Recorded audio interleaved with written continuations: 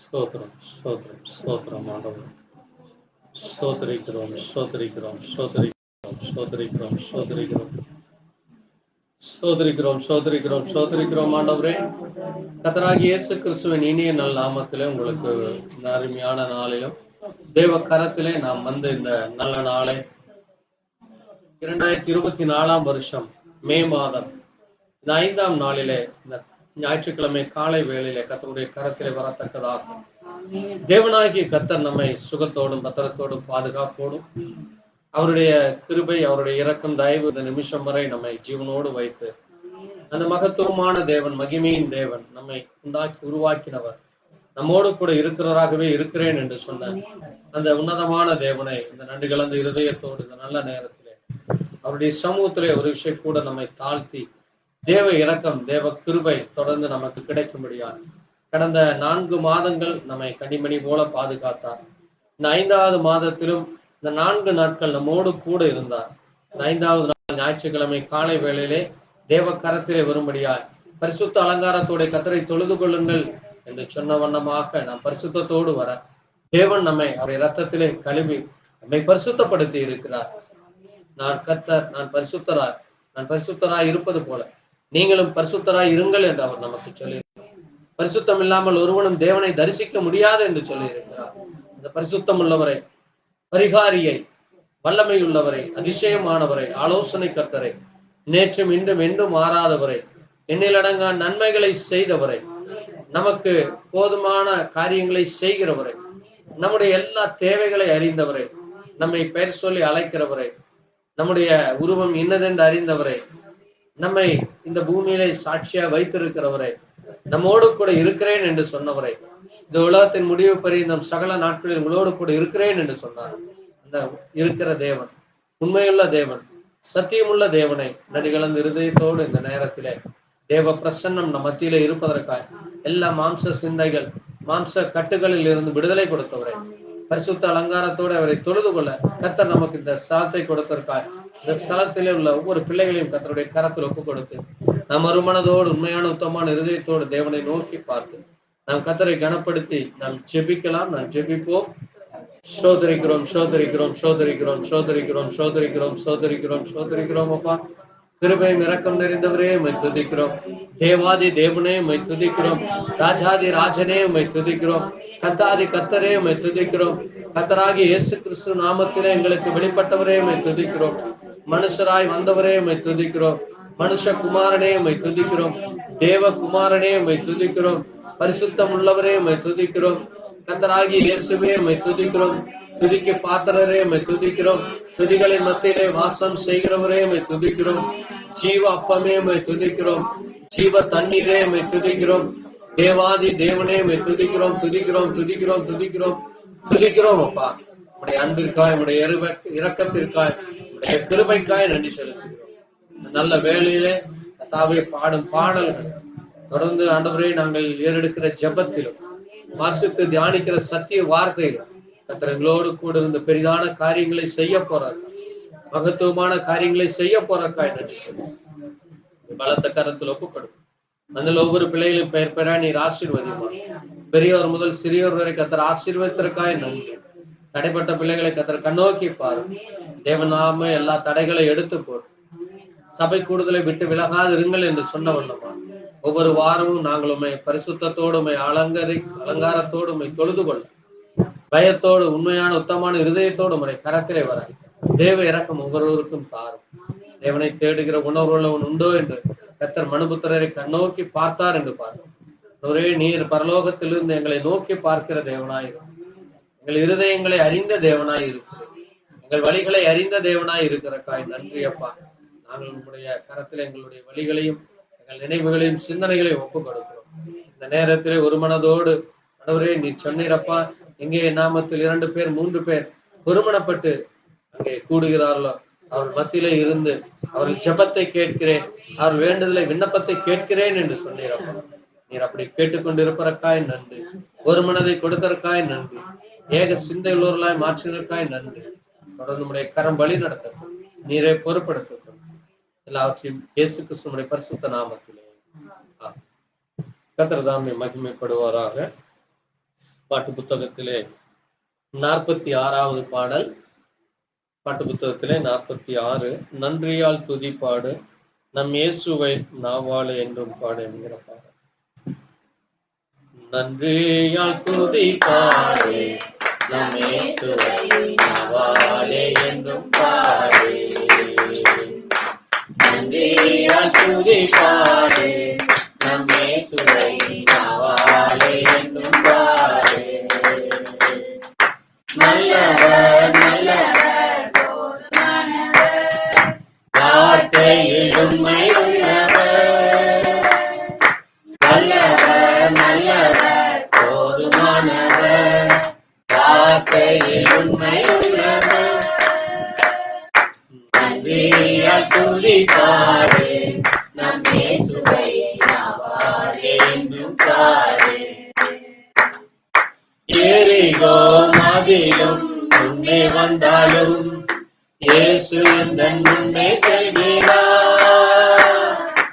எரிகோ மதிலும் முன்னே வந்தாலும் இயேசு எந்தன் முன்னே செல்கிறார். கலங்கிடாதே திகைத்திடாதே, துதியினால் இடிந்து விழும். கலங்கிடாதே திகைத்திடாதே, துதியினால் இடிந்து விழும். நன்றியால் துதிப்பாடு நம் இயேசுவை நாவாலே என்றும் பாடு. செங்கடல் நம்மை சூழ்ந்து கொண்டாலும் சிலுவையின் நிழலுண்டு. செங்கடல் நம்மை சூழ்ந்து கொண்டாலும் சிலுவையின் நிழலுண்டு. பாடிடுவோம் துதித்திடுவோம், பாதைகள் கிடைத்து விடும். பாடிடுவோம் துதித்திடுவோம், பாதைகள் கிடைத்து விடும். நன்றியால் துதிப்பாடு நம் இயேசுவை நாவாலே என்றும் பாடு. கோலியாத் நம்மை எடுத்து வந்தாலும் கொஞ்சமும் பயம் வேண்டாம். கோலியாத் நம்மை எடுத்து வந்தாலும் கொஞ்சமும் பயம் வேண்டாம். இயேசு என்னும் நாமமுண்டு, இன்றே மீட்டிடுவோம். இயேசு என்னும் நாமமுண்டு, இன்றே ஜெயித்திடுவோம். நன்றியால் துதிப்பாடு நம் இயேசுவை நாவாலே என்றும் பாடு. வெறி கொள்ளாமல் தெய்வயத்தோடு என்றுமே,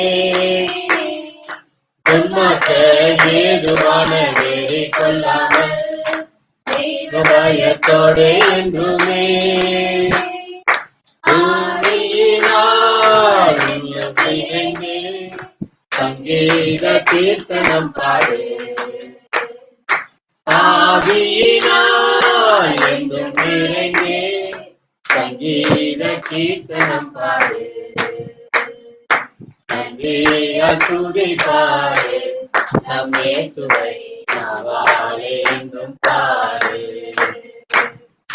சரீரம் ஆத்மா ஆவியினாலே சோர்ந்து போகும் வேளையில் எல்லாம், சரீரம் ஆத்மா ஆவியினாலும் சோர்ந்து போகும் வேளையில் எல்லாம், துதி சத்தத்தால் உள்ளம் நிறைந்து தூயரின் பலன் கிடைக்கும். துதி சத்தத்தால் உள்ளம் நிறைந்தால் தூயரின் பலன் கிடைக்கும். நன்றியால் துதிப்பாடு நம் இயேசுவை நாவாலே என்றும் பாடு. நல்லவர் நல்லவர் போதுமானவர், வார்த்தையில் உண்மை உள்ளவர்.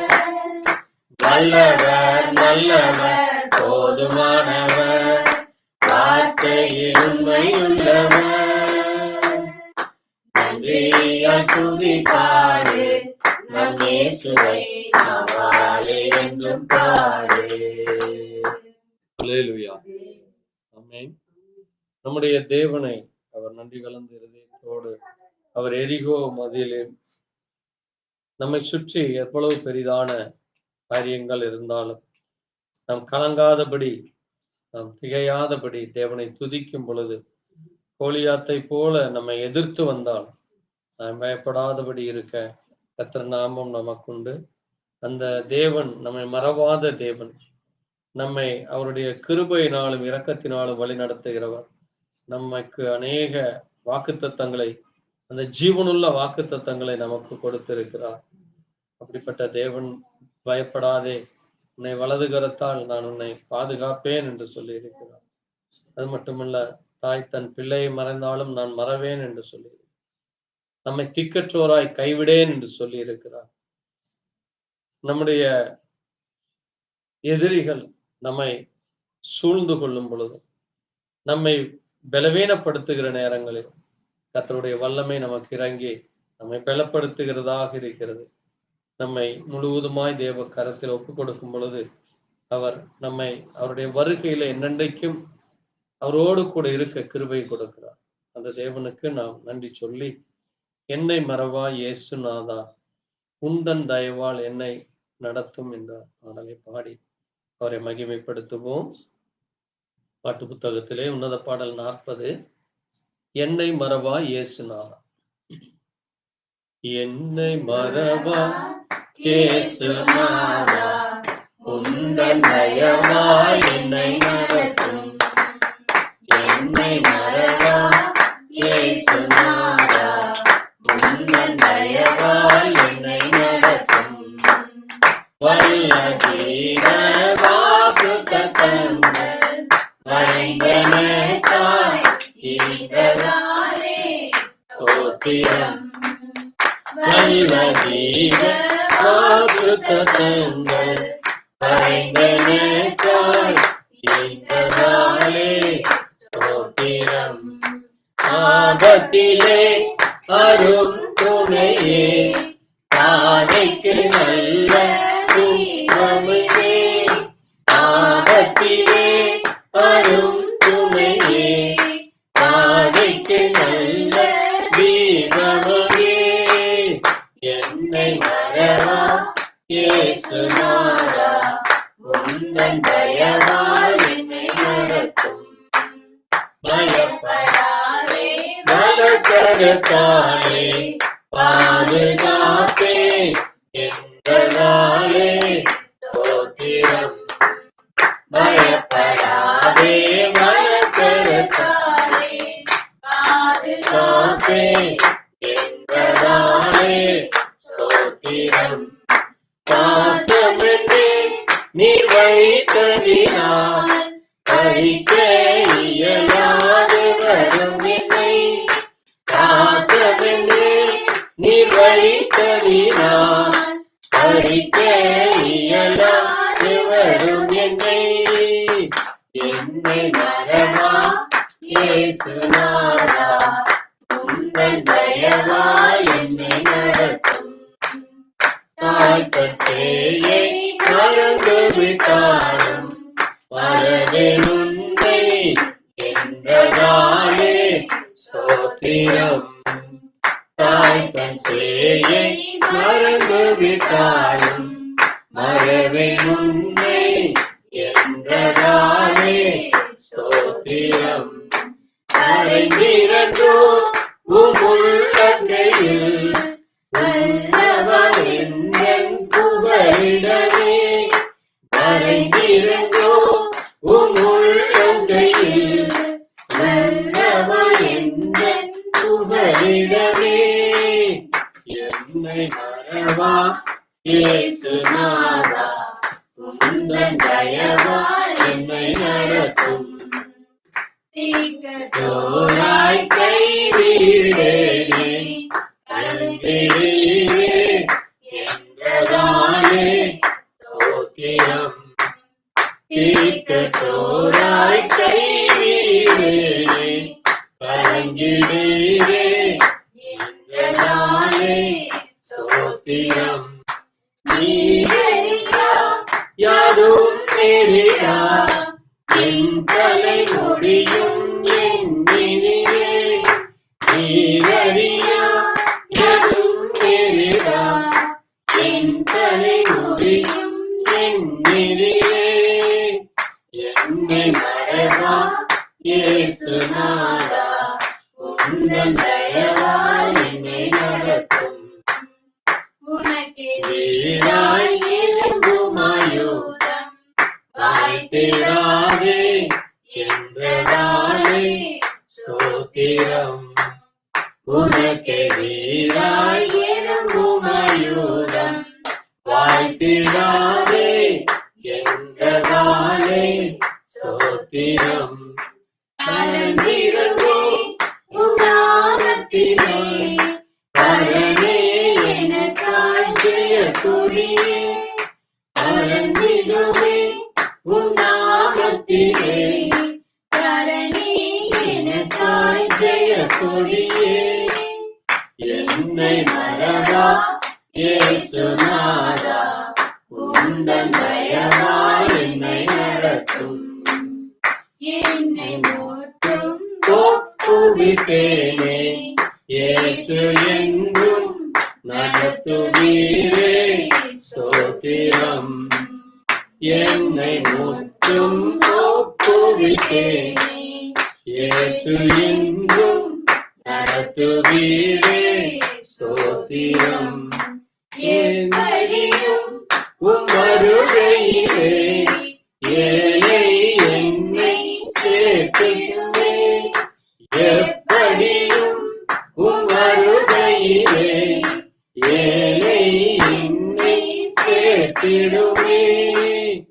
என்னை மறவா இயேசுநாதா உந்தன் தயவால் என்னை நடத்தும். என்னை மறவா இயேசுநாதா உந்தன் தயவால் என்னை நடத்தும். அல்லேலூயா. ஆமென்.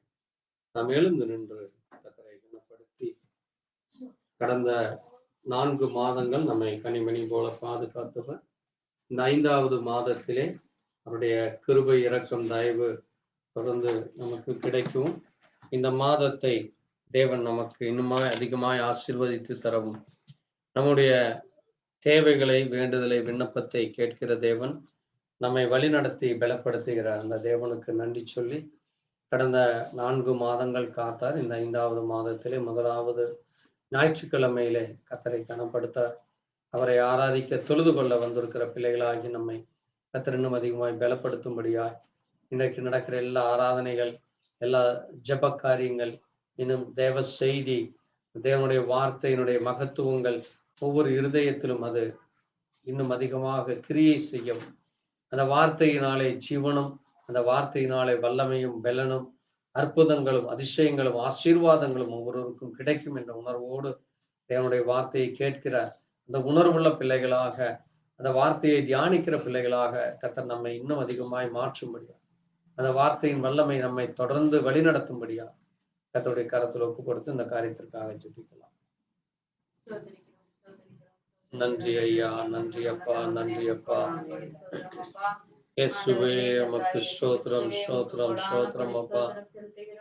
ஆமென், ஆமென். இயேசுவே, இயேசுவே உம்முடைய இரக்கம் வேண்டும். இயேசுவே உம்முடைய கிருபை வேண்டும், உம்முடைய தயவு வேண்டும் அப்பா. நன்றி, நன்றி ஐயா, நன்றி அப்பா, நன்றி அப்பா. ஆமென், ஆமென். ஸ்தோத்திரம், ஸ்தோத்திரம், ஸ்தோத்திரம் அப்பா. நன்றி ஐயா, நன்றி அப்பா. ஆமென்.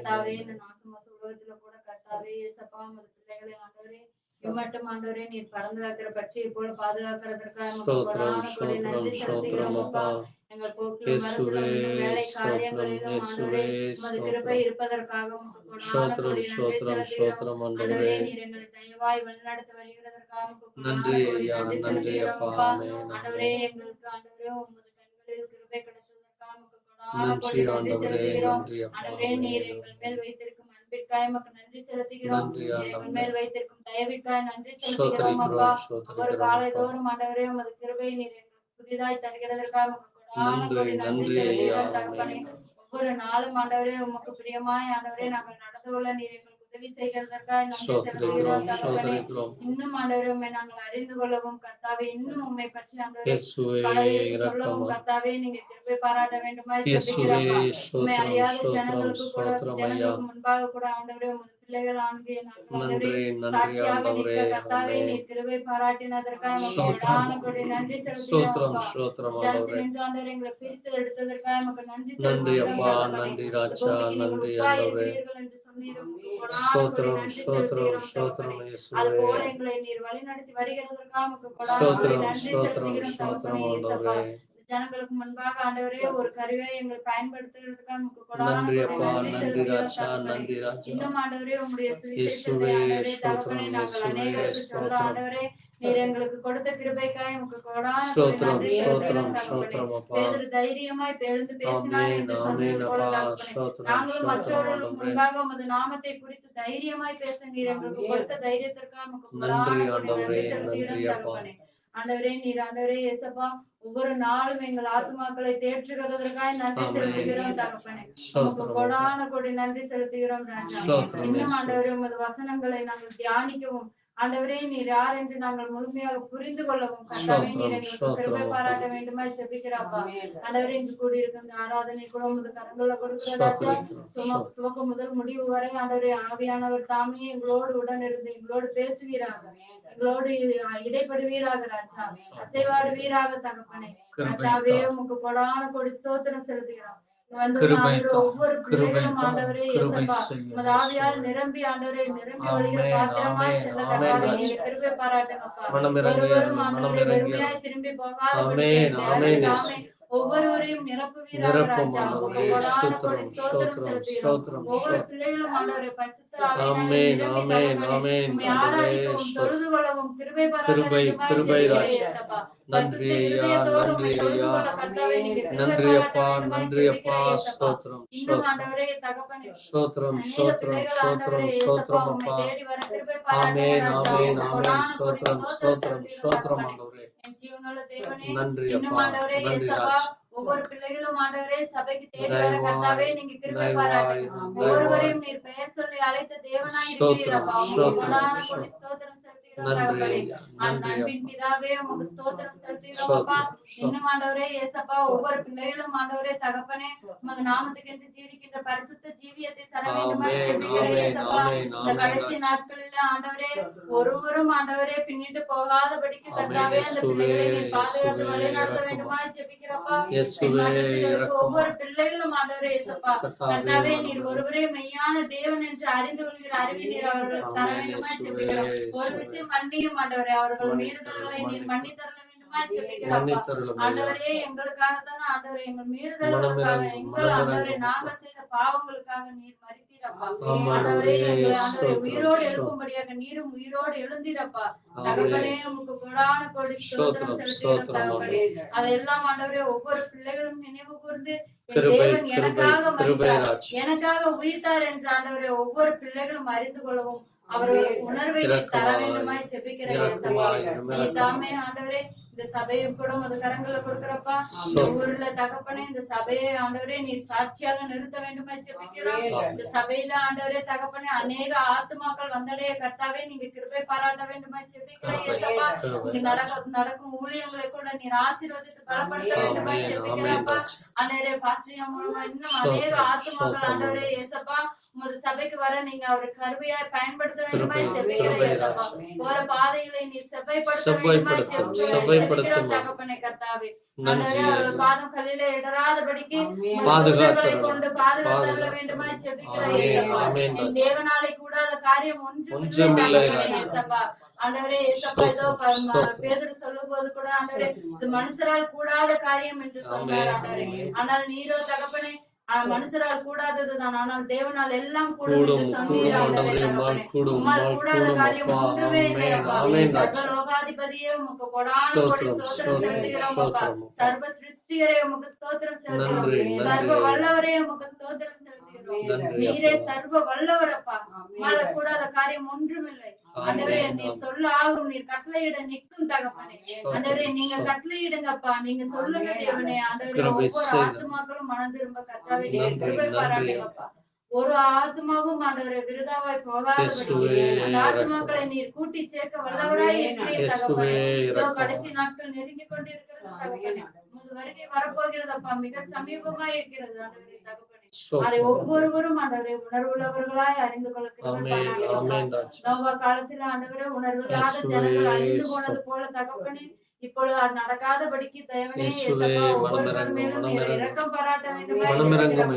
உமது கிருபை இருக்க வேண்டுமாய் ஜெபிக்கிறோம். உமது தயவு இருக்க வேண்டுமாய் ஜெபிக்கிறோம். இந்த ஜனங்களுக்கு உமது கண்களிலே இரக்கமும் கிருபையும் தயவும் கிடைக்க கர்த்தாவே நீங்க கிருபை பாராட்டுங்கப்பா. உமது அன்பு ஆண்டவரே அவர்களுக்கும் கிடைக்க நீர் அவர்களை ஒரு விஷயம் நினைவு கூறுங்க தகப்பனே. உமக்கு கொடான கொடி ஸ்தோத்திரம் அப்பா. ஆண்டவரே இயேசுப்பா, அடியேன் ஜெபத்தை கேட்டதற்காக உமக்கு நன்றி செலுத்துகிறேன். கர்த்தரும் மெய்ப்பரும் ரட்சகருமான ஆண்டவராகிய இயேசு கிறிஸ்துவின் வல்லமையுள்ள நாமத்தினாலே ஜெபிக்கிறேன் எங்கள் ஜீவனுள்ள நல்ல பிதாவே. ஆமென். தேவனம் ஜெபத்தை கேட்டதற்காய் ஸ்தோத்திரிப்போம். ஸ்தோத்திரம் ஸ்தோத்திரம் ஸ்தோத்திரம் அப்பா. ஆண்டவரே, தேசத்திற்காய், ஜனங்களுக்காய், ஊழியர்களுக்காய், ஊழியர்களுக்கு, விசுவாச பிள்ளைகளுக்காய் ஜெபி. தேவ இரக்கம் கொடுத்து பலவீனத்தை எடுத்து பலத்தை தருவேன். ஆண்டவர் அற்புதங்களையும் அதிசயங்களையும் செய்கிறவராகிய மக்கள் ஆராதிக்க தொழுது கொள்ள நீரே தகுதியுள்ள நீர் ஒருவரே அந்த ஆண்டவரே ஆராதனையின் தேவனாயிரு. அப்படிப்பட்ட மக்கள் நன்றி செலுத்துகிறோம். உங்களுடைய கரத்திலே தாழ்த்துகிறோம். நீரே மகிமைப்படும். ஆமென். தொடர்ந்து நம்முடைய தேசத்திற்காய் இந்த நாட்களில் ஏற்பட்டிருக்கிற வெயில், இன்னும் தண்ணீர் தட்டுப்பாடுகள், உணவு தட்டுப்பாடுகள், இன்னும் வேலை இல்லாத காரியங்கள், இன்னும் ஆத்தும ஆதாயப்படுத்த முடியாதபடி ஏற்பட்டிருக்கிற தடைகள், ஊழியங்களில் உள்ள தடைகளையும் கர்த்தர் எடுத்து போடும்படியா, ஜனங்களுக்கு தேவ சத்தம், தேவ கிருபை கிடைக்க, தேசத்திலே பெரிதான காரியங்களை கர்த்தர் செய்யும்படியா, வியாதி படுக்கையிலும் பலவீனத்திலும் சண்டை சச்சரவுகள் குழப்பங்கள் இருக்கலாம் மனம் திரும்ப ரட்சிக்கப்பட தேவ இறக்கம் அவர்களுக்கும் கிடைக்க, தேசத்திற்கு ஆளுகிற அதிகாரிகள் தேவைகளுக்காக நம்ம யாராவது ஜெபிக்கலாம். இயேசுவே நன்றி ஐயா, நன்றி ஐயா. ஆமென் அப்பா. இயேசுவே உம்முடைய இரக்கம் இரக்கம் அப்பா. இயேசுவே உம்முடைய கிருபை கிருபை வேண்டும், கிருபை வேண்டும் ஐயா. இயேசுவே ஸ்தோத்திரம் ஸ்தோத்திரம். ஆமாண்டவரே உமக்கென்று ஆண்டவரே சப்பா கர்த்தாவே உமக்கு கிருபைக்கென்று இயேசுவே ஸ்தோத்திரம் ஸ்தோத்திரம். பரிசுத்தமான பரிசுத்த பாத்திரமான இயேசுவே ஸ்தோத்திரம் ஸ்தோத்திரம் ஐயா. கர்த்தாவே இந்த சிறு கூட்டத்தை ஆசீர்வதியும் ஆண்டவரே இந்த சுட்டரிக்கும் வெயில் ஆண்டவரே சப்பா கர்த்தாவே உமது பிள்ளை ஆண்டவரே சப்பா கர்த்தாவே ரொம்ப கஷ்டப்படுறாங்க ஆண்டவரே சப்பா கர்த்தாவே. ஆண்டவரே மக்கள் ஆண்டவரே சப்பா உண்மை அறியாத ஜனங்களே ஆண்டவரே சப்பா கர்த்தாவே உண்மை பற்றி அறிய செய்வீராக ஆண்டவரே சப்பா. உண்மை தேடுற உணர்வு கிருபை தாரும், கிருபை தாரும். ஆமென். உடல் சோர்வுகளை நீர் எடுத்து போடும். சோர்ந்து போயிடுறான் ஆண்டவரே சப்பா. உற்சாகமா உண்மை துதிக்க கிருபை கிருபை கிருபை ராஜ். நன்றி ஐயா, நன்றி அப்பா. கெஞ்சுகிறோம் தகப்பனே சப்பா. ஸ்தோத்திரம் ஸ்தோத்திரம் ஸ்தோத்திரம் அப்பா. நீரே மகிமையுள்ள தேவனே ஆண்டவரே சப்பா. ஆமென் ஆமென். ஆண்டவரே தேசமெங்கும் ஸ்தோத்திரிக்கிறோம் ஸ்தோத்திரிக்கிறோம் ஸ்தோத்திரம் ஸ்தோத்திரம். ஆண்டவரே சப்பா இந்த சபை குழு ஆண்டவரே ஒரு சாட்சியாக நிறுத்தும் ஆண்டவரே. ஒரு சர்ச்சை எழும்பும்படியாக ஆண்டவரே சப்பா நீர் செய்வீராக ஆண்டவரே சப்பா. அநேக ஆத்துமாக்கள் வர நீர் கிருபை செய்வீராக ஆண்டவரே சப்பா. அல்லேலூயா ஆமென் ராஜா. அந்த வெயில் ஆண்டவரே சப்பா தண்ணி கிடைக்காம எத்தனையோ மக்களுக்கு ஆண்டவரே கோடி மக்கள் கஷ்டப்படுறாங்க ஆண்டவரே சப்பா. தண்ணி பஞ்சத்தை நீர் எடுத்து போடுவீராக ஜனங்கள் ஆண்டவரே சப்பா. நீர் ஆண்டவரே கர்த்தாவே தாகத்தை தீர்த்து வச்ச ஆண்டவர் நீர் நன்றி நன்றி அப்பா. கிருபை தாரும் இரக்கமாய் இயேசுவே பட்டினியமா இருக்கிற குடும்பத்தையும்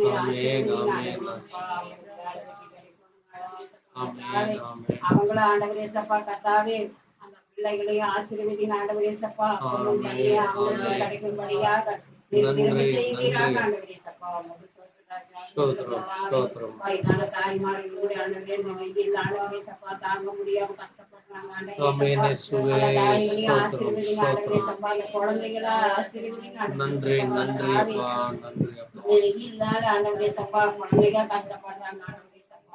அவங்களையும் ஸ்தோத்திரம் ஆசீர்வதிங்க ஸ்தோத்திரம் ஆண்டவரே சப்பா. ஸ்தோத்திரம் உங்களுடைய ஆண்டவரே இயேசுவே தாவி தேசத்தை ஆள்ற ராஜாக்களை மந்திரிகளை ஆசீர்வதிங்க ஆண்டவரே சப்பா. நன்றி ஆண்டவரே நன்றி நல்லபடியா அப்பா ஏழை எளியோர்களுக்கு ஆண்டவரே சப்பா அவங்க உதவி செய்ய அவங்க காரியங்கள திறமைகள் கிடைக்க ஆண்டவரே சப்பா. மக்களை ஆசீர்வதிங்க கிருபையாயிரும் ஆண்டவரே சப்பா. கிருபையாயிரும் ராஜா அவங்களுக்கு நல்ல புத்திய தாங்க ஸ்தோத்திரம் ஆண்டவரே சப்பா. ஸ்தோத்திரம் உமக்கு ஸ்தோத்திரம் சோத்திர ராஜா சோத்திர கர்த்தாவே. இயேசுவே ஹalleluya நன்றி ஆமென் நன்றி ஆண்டவரே அப்பா சப்பா கர்த்தாவே.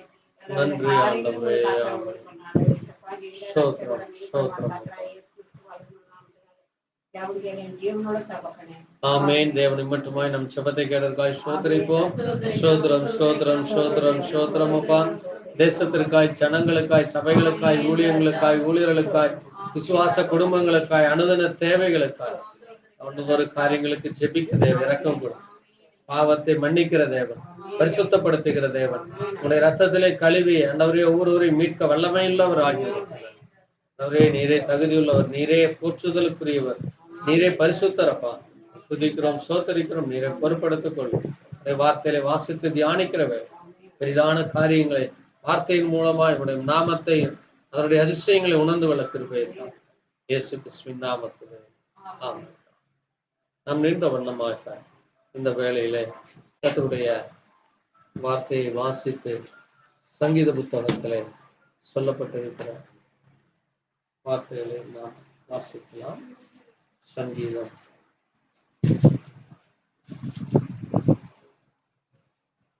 74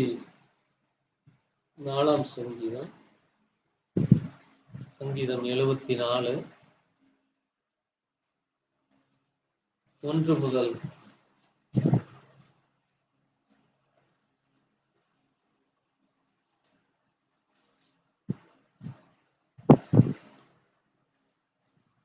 1 முதல் 8 வரை நாம் மாறி மாறி வாசிக்கிறோம். சங்கீதம் 74 தேவனே நீர் எங்களை என்னென்றைக்கும் ஏன் தள்ளிவிடுகிறீர் உமது மேய்ச்சலின் நாடுகள் மேல் உமது கோபம் ஏன் புகைகிறது நீர் பூர்வ காலத்தில் சம்பாதித்த உமது சபையையும் நீர் மீட்டுக் கொண்ட உமது சுதந்திரமான கோத்திரத்தையும் நீர் வாசமாயிருந்த சீயோன் பர்வதத்தையும் நினைத்தருளும். நெடுங்காலமாக பாழாய் கிடக்கிற ஸ்தலத்தில் உம்முடைய பாதங்களை எழுந்தருள பண்ணும் பரிசுத்த ஸ்தலத்திலே சத்துரு அனைத்தையும் கெடுத்து போட்டான். உம்முடைய சத்துருக்கள் உம்முடைய ஆலயங்களுக்குள்ளே கெர்ச்சித்து தங்கள் கொடிகளை அழகாக நாட்டுகிறார்கள். கோடாரிகளை ஓங்கி சோலையிலே மரங்களை வெட்டுகிறவன் பேர் பெற்றவனானான். இப்பொழுதோ அவர்கள் அதன் சித்திர வேலைகள் முழுவதையும் வாட்சிகளாலும் சம்மட்டிகளாலும் தகர்த்து போடுகிறார்கள். உமது பரிசுத்த ஸ்தலத்தை அக்கினிக்கு இரையாக்கி உமது நாமத்தின் வாசஸ்தலத்தை தரமட்டும் எடுத்து அசுத்திப்படுத்தினார்கள். அவர்களை ஏகமாய் நிர்துளி ஆக்குவோம் என்று தங்கள் இருதயத்திலே சொல்லி தேசத்துள்ள ஆலயங்களை எல்லாம் சுத்தரித்து போட்டார்கள். வாசித்த வார்த்தைகளை கர்த்தர் தாமே ஆசீர்வதிப்பாராக. நாம் தொடர்ந்து கடந்த 9 வாரங்களாய் தியானித்துக் கொண்டு வருகிற தானியேலுடைய சொப்பனங்களும் தரிசனங்களும் நெகேமியாவின் காலத்திலே காணப்பட்ட அந்த சிலைக்கான சொப்பனத்தையும் குறித்து நாம் தியானித்துக் கொண்டு வருகிறோம். இன்றைக்கும் கூட அதனுடைய தொடர்ச்சியாக மத்தேயு எழுதின சுவிசேஷகம் 24 அதிகாரம் மத்தேயு 24 15 வாசிக்கலாம். மேலும் பாலாக்கீர் அருவருப்பை குறித்து தானியேல் தீர்க்கதரிசி சொல்லி இருக்கிறானே, வாசிக்கிறவன் சிந்திக்க கடவன். நீங்கள் அதை பரிசுத்த ஸ்தலத்தில் நிற்க காணும் போது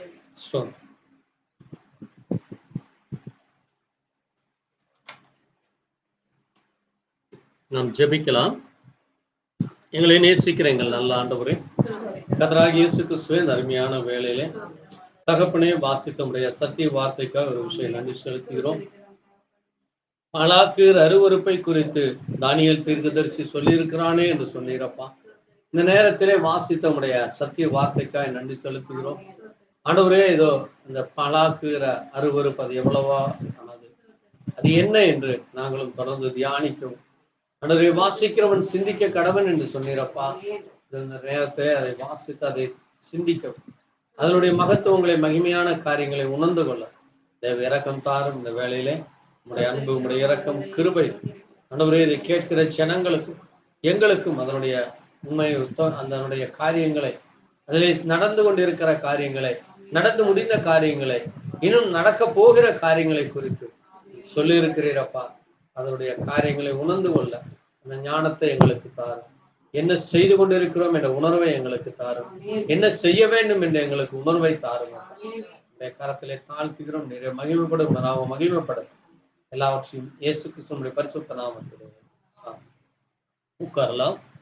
ஆண்டவராகிய இயேசு கிறிஸ்துவின் இனிய நல் நாமத்திலே மீண்டுமாய் உங்களுக்கு நான் நன்றி சொல்லுகிறேன். தேவனுடைய கிருபையினாலே நாம் மறுபடியுமாக இந்த நல்ல நாளிலே அவருடைய சமூகத்திலே வந்து நாம் அவரை தியானிக்கவும், அவருடைய வார்த்தைகளை குறித்து நாம் வாசிக்கவும் கர்த்தர் நமக்கு கிருபை கொடுத்திருக்கிறார். கடந்த 9 வாரங்களாக நாம் தானியேலுடைய அந்த சொப்பனங்களை குறித்து, அதிலே சொல்லப்பட்ட காரியங்களை குறித்து நம்ம வாசித்தோம். அங்கே இஸ்ரவேல் ஜனங்கள் பாவம் செய்து அவர்கள் பாபிலோனிலே அடிமைப்பட்டு போனார்கள். அந்த பாபிலோனை ராஜாவாகிய நெபுகாத் நேச்சார் இவர்களை அடிமைப்படுத்தி அந்த சபையையும் அங்க இருக்கிற பொருட்களையும் அவன் கொள்ளையடித்துக் கொண்டு போனதும், பிறகு இவர்கள் அங்கே இஸ்ரவேலர்கள் போய் அடிமைப்பட்டு இருந்த நாட்களிலே தானியேல் என்கிற தேவ மனுஷன், அவனோடு கூட 3 தேவ பிள்ளைகள், சாத்ராக், மேஷாக், ஆபேத்நேகோ என்கிறார், அவர்கள் தேவனுக்கு என்று தங்களை பரிசுத்தப்படுத்தி தேவனுக்காக வைராக்கியமாய் நின்றார்கள். பிறகு அங்கே இந்த பாபிலோன் ராஜாவாகிய நெபுகாத் நேச்சாருக்கு ஒரு சொப்பனம் காணப்படுகிறது. அந்த சொப்பனத்திலே அவர் ஒரு மிகப்பெரிய ஒரு சிலையை காண்கிறார். அந்த சிலையை குறித்தும் அதிலே காணப்பட்ட காரியங்களை குறித்தும் இவர் ஒன்றும் அறியாமல் இருக்கிறார். ஆனால் அந்த சிலை என்ன செய்யப்படுகிறதாமா, ஒரு பெரிய கல் வந்து அதனுடைய காலிலே விழுந்து அதை என்ன செய்து போட்டதாமா, முற்றிலுமாய் நொறுக்கி போட்டு அது ஒன்றுமில்லாமல் போனது என்று நம்ம பார்த்தோம். அதிலே காணப்பட்ட அந்த தலைதான் எனது பொன் பாபிலோன் ராஜ்யத்திற்கு அடையாளமாக, நெபுகாத் நேச்சாருக்கு அடையாளமாக இருந்தது என்றும், பிறகு அந்த மார்பும் புயமும் அது வெள்ளியாக, அது மேதியா பெர்சிய ராஜாக்களுடைய நாட்களிலே, அந்த தரியு ராஜாவுடைய நாட்களிலே நடந்த காரியம். அதிலே என்ன வேண்டும், அதிலே காணப்பட்ட மிருகங்களை குறித்து, அதிலே முதல் 4 மிருகங்களை பார்க்கிறோம். அது சிங்கம், கரடி, சிவிங்கி என்று நம்ம பார்த்தோம். 3வதாக அதனுடைய வயிறும் தொடையும் வெண்கலமாக, அது கிரேக்க ராஜ்யத்திற்கு அடையாளமாக, அது அலெக்சாண்டர் உடைய நாட்களிலே நடந்தது. பிறகு அலெக்சாண்டருடைய அந்த 4 படைத்தளபதிகள் அந்த தேசத்தை 4ஆக பிரித்து போட்டு அது பிரிந்து போனது என்று பார்க்கிறோம். பிறகு இன்றைக்கு நாம் மிக முக்கியமான ஒரு 4வதாக ஒரு காரியத்தை தியானிக்க போகிறோம். அது என்னது, அந்த சிலையிலே காணப்பட்ட கால்கள், சிலையிலே காணப்பட்ட கால். இப்ப தலையை முடிச்சிட்டோம், மார்பு பகுதியும் 2 கைகளையும் பார்த்தாச்சு, பிறகு இந்த வயிற்றையும் பார்த்தாச்சு, பிறகு இந்த 2 கால்களை குறித்து நம்ம பார்க்க போகிறோம். அந்த கால்கள் எப்படிப்பட்டதாக இருந்ததாமாம், இரும்பிலே இருந்தது. பொன், வெள்ளி, வெண்கலம், அடுத்தது இரும்பு. இப்ப இந்த இரும்பு நமக்கு பொதுவாகவே தெரியும், அநேக பொருட்களை இரும்புல செய்வாங்க. ஏன்னா இரும்பு எப்படிப்பட்டது, ஒரு திடப்பொருள். பொன் சீக்கிரம் அழிஞ்சிரும், வெள்ளியும் சீக்கிரம் அழிஞ்சிரும், வெண்கலமும் சீக்கிரம் அழிஞ்சிரும். ஆனா இரும்பு தீயில அது வெந்து போறதுக்கு ரொம்ப நேரம் எடுக்கும். அது அவ்வளவு வலிமையானது. இரும்பு தான் மிக வலிமையான ஒரு பொருளாக இருக்கிறது. அதை போல இந்த ராஜ்யமானது, அது எப்படிப்பட்ட ராஜ்யம், அது ரோமர்களுடைய ராஜ்யமாக இருக்கிறது. அது ரோமர்கள். இந்த ரோம ராஜ்யம் எப்பொழுது தொடங்கப்பட்டது என்று பார்க்கும் பொழுது ஆண்டவராகிய இயேசு கிறிஸ்து பிறப்பதற்கு ஒரு 63 ஆண்டுகளுக்கு முன்பாக கிமு 63 தொடங்கி இயேசு கிறிஸ்து மரித்து 476 வரைக்கும் அது இருந்தது. கிமு 63 தொடங்கி 476 வரைக்கும் அது இருந்தது. இந்த ரோம ராஜ்யத்திலே என்ன நடந்தது, அதை அந்த ஆண்ட மன்னன் யார், அந்த நாட்களிலே என்ன காரியம் நடந்தது, என்ன என்று நம்ம இன்றைக்கு தியானிக்க போகிறோம். அது மட்டுமல்ல, அந்த ரோம ராஜ்யத்திலே காணப்பட்ட அந்த மிருகம் எப்படிப்பட்ட மிருகமா இருந்ததாமா, அது மிக கொடூரமான மிருகமா, அது மிகவும் வல்லமை உள்ளதாக, அது மற்ற மிருகங்களை விட அது மிகவும் பலம் உள்ளதாக இருக்கிறது. அது மட்டுமல்ல, அதுக்கு 10 கொம்புகள் இருக்கு. அதுக்கு எத்தனை? 10 கொம்புகள் இருக்குது. அப்ப இந்த 10 கொம்புகள்னா என்ன, இதை குறித்து நம்ம தியானிக்க போகிறோம். சரிங்களா? அது மட்டுமல்ல, இந்த காலுக்கு கீழே தான் என்ன இருக்கு, பாதங்கள். இந்த பாதம் எப்படிப்பட்டதாக இருந்ததாமா, அது பாதி இரும்பும் பாதி களிமண்ணுமாக இருந்தது. அந்த ராஜ்யம் அது இயேசு கிறிஸ்து பிறந்த 600 ஆண்டுகளுக்கு பிறகு நடந்து, அது இன்றைக்கும் நடந்து கொண்டிருக்கிறது. இன்றைக்கும் அது அந்த கண்டிஷன்ல தான் இப்ப நம்ம பாதத்தின் நாட்கள்ல இருக்கிறோம். இப்போ இந்த பாதத்தின் மேலதான் என்ன விழுகுது, ஒரு பெரிய கல் விழுந்து இந்த முழு சிலையையும் அதம் பண்ணி போடுகிறது, நுரைத்து போடுகிறது. அது எதற்கு அடையாளமாக இருக்கிறது? அந்த கல் என்பது இயேசு கிறிஸ்து. இயேசு கிறிஸ்து இந்த முழு ராஜ்யங்களை, இந்த பூமியிலே இன்றைக்கு ஆண்டு கொண்டிருக்கிற எல்லா ராஜாக்கள், எல்லா தேசங்களுடைய ராஜ்யங்களை முழுவதுமாக அழித்து போட்டு முற்றிலுமாக தேவராஜ்யம் ஒன்று வரப்போகிறது. அதான் எனது கிறிஸ்துவனுடைய ராஜ்யம். இப்ப நம்ம அந்த ராஜ்யத்துலதான் நம்ம என்ன செய்ய போகிறோம், தேவனோடு கூட என்னென்றைக்கும் நாம் அரசாளுவோம். அவர் ராஜாதி ராஜாவாக இருக்கிறார். நாம் அந்த தேவனுடைய மனவாட்டியாகும், ராஜாக்களாகும், ஆசாரியர்களாகும் நம்மை தேவன் அங்கே ஒவ்வொருவருக்கும் ஒவ்வொரு காரியத்தை கொடுக்கிறார். அப்ப அது ஒரு மகத்துவமான காரியமாக இருக்கிறது. இந்த இரும்பு என்று சொல்லப்படுகிற இந்த கால்கள் உடைய நாட்களிலே என்ன நடந்தது என்று நம்ம இன்னைக்கு தியானிக்க போகிறோம். ஏனென்றால் கடந்த 9 வாரங்களாக இந்த காரியங்களை குறித்து நம்ம பார்த்தோம். அந்த ஒவ்வொரு மிருகங்களை குறித்தும், அந்த ராஜ்யங்களிலே நடந்த காரியங்கள். அது மட்டுமல்ல, இதற்கு முக்கியமாக இருந்து இப்படி செய்து கொண்டிருக்கிறோம். ஏனென்றால் இதை நீங்க கவனிச்சு பார்த்தீங்கன்னா, இது முழுவதுமே தேவனுடைய பிள்ளைகளுக்கும் தேவனுடைய பிள்ளைகளுக்கு விரோதமாக நடக்கிற காரியங்கள். உங்களுக்கு புரியுதா? தேவனுடைய பிள்ளைகள், தேவனை விசுவாசிக்கிற விசுவாசிகளுக்கும் விடுதலையோடு ஆராதிக்க வேண்டும் என்று சபைகளை கற்றார், விடுதலையோடு அந்த தேசத்திலே இருக்க வேண்டும் என்று அவர்கள் சுதந்திரமாய் அந்த தேசத்திலே போய் தங்கும் பொழுது, அங்கே தேவனுடைய வார்த்தைக்கு இவர்கள் கீழ்ப்படியாமல் போகும் பொழுது, தேவனுக்கு பிரியமில்லாமல் நடந்து கொள்ளும் பொழுது, தேவன் அவர்களை விட்டு விலகும் பொழுது சாத்தான் அதை மேற்கொள்ளுகிறார். நன்றாக புரிஞ்சு கொள்ளுங்க. இது ஒவ்வொரு மனிதனுக்குள்ளும் நடக்கிற காரியமாக இருக்கிறது. எப்பொழுது நீங்கள் தேவனுக்கு பிரியமாக, தேவனுக்கு உண்மையாக நீங்க நடக்கிறீங்களோ, அப்ப தேவனுடைய ஆளுகைக்குள்ளாக இருப்பீங்க. ஆமென். அப்ப தேவன் உங்களை ஆண்டு, தேவனுடைய வார்த்தையின்படி உங்களை நடக்க செய்வார். தேவனுடைய ஆசீர்வாதம் உங்களிலே தங்கும், தேவனுடைய கிருபை இருக்கும், தேவனுடைய தயவு கிடைக்கும், தேவன் உங்களுக்கு நீடிய ஆயுசையும் சமாதானத்தையும் தருவார்.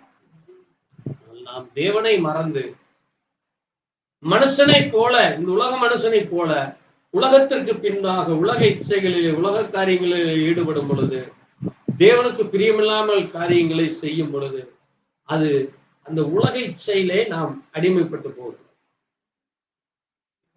இப்ப இந்த அடிமைத்தனம் தான் என்ன செய்கிறது, உங்களை பிசாசினுடைய வல்லமைக்குள்ளாய் கொண்டு போகிறது.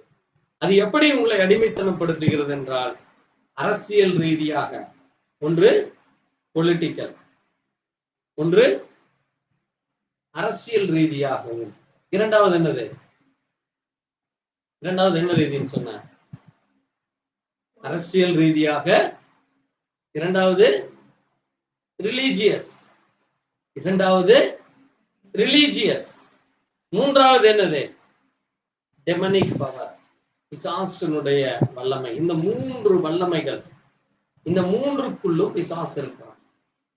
இன்னைக்கு அரசியலுக்குள்ளாக பிசாசினுடைய அந்த வல்லமை இருந்து கொண்டு அரசியல் கட்சிகளுக்குள்ளே குழப்பம்.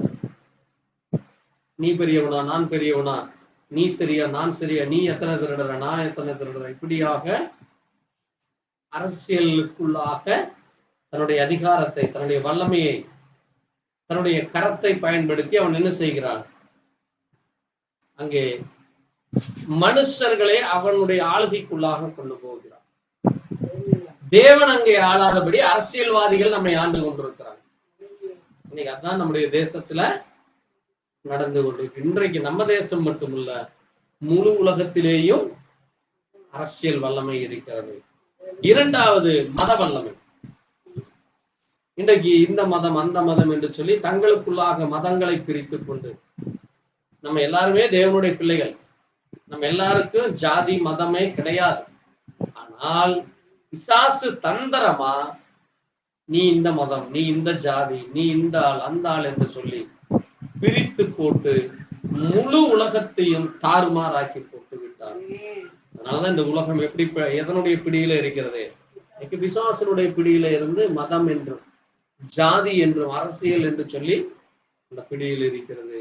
இந்த இரண்டுக்கும் பின்னால பிசாசினுடைய வல்லமைகள் இருந்து ஜனங்களை குருட்டாட்டம் பண்ணி கொண்டு, ஜனங்களுடைய கண்கள் திறக்க முடியாமல், ஜனங்களுக்கு உணர்வு இல்லாம, ஜனங்கள் தேவனை குறித்தான அந்த பயம் இல்லாம, அங்கே ஏன் அரசியல் கட்சியில் என்ன தவறு இருக்கு, ஏன் நான் அரசியல் செய்யக்கூடாது, ஏன் அரசியல்வாதிகளுக்கு என்ன தப்பு என்று சொல்லி அவர்களுக்கு சப்போர்ட் செய்வது. அது மட்டும் இல்லாம ஏன் ஜாதி இருக்கிறது நல்லது தானே, எனக்குன்னு நான் எங்க ஜாதி அது இல்லை, இது எங்க மதம் அது என்று சொல்லி அதன் மேலே பற்றுதலை கொடுக்கிறது. இன்றைக்கு அதனாலதான் இன்றைக்கு உலகம் என்ன ஆகிக்கொண்டிருக்கிறது, ஜாதி ரீதியாக பிரிந்து, மத ரீதியாக பிரிந்து பிளவினைகள், சண்டைகள், குழப்பங்கள், போராட்டங்கள், பிரச்சனைகள், கொலைகளும், ஒருவரை ஒருவர் அடிப்பதும், ஒருவரை ஒருவர் அடிமைப்படுத்துவதும், ஒருவரை ஒருவர் தாக்கிக் கொள்வதும், ஒருவரை ஒருவர் அங்கே என்ன செய்கிறது, வெறுக்கிற காரியங்கள், மற்றவர்களை தூசிக்கிற காரியங்கள், பகைக்கிற காரியங்கள் இன்றைக்கு அரசியல் ரீதியாக, மத ரீதியாக பிசாசானவன் தந்திரமா செய்து கொண்டிருக்கிறார்.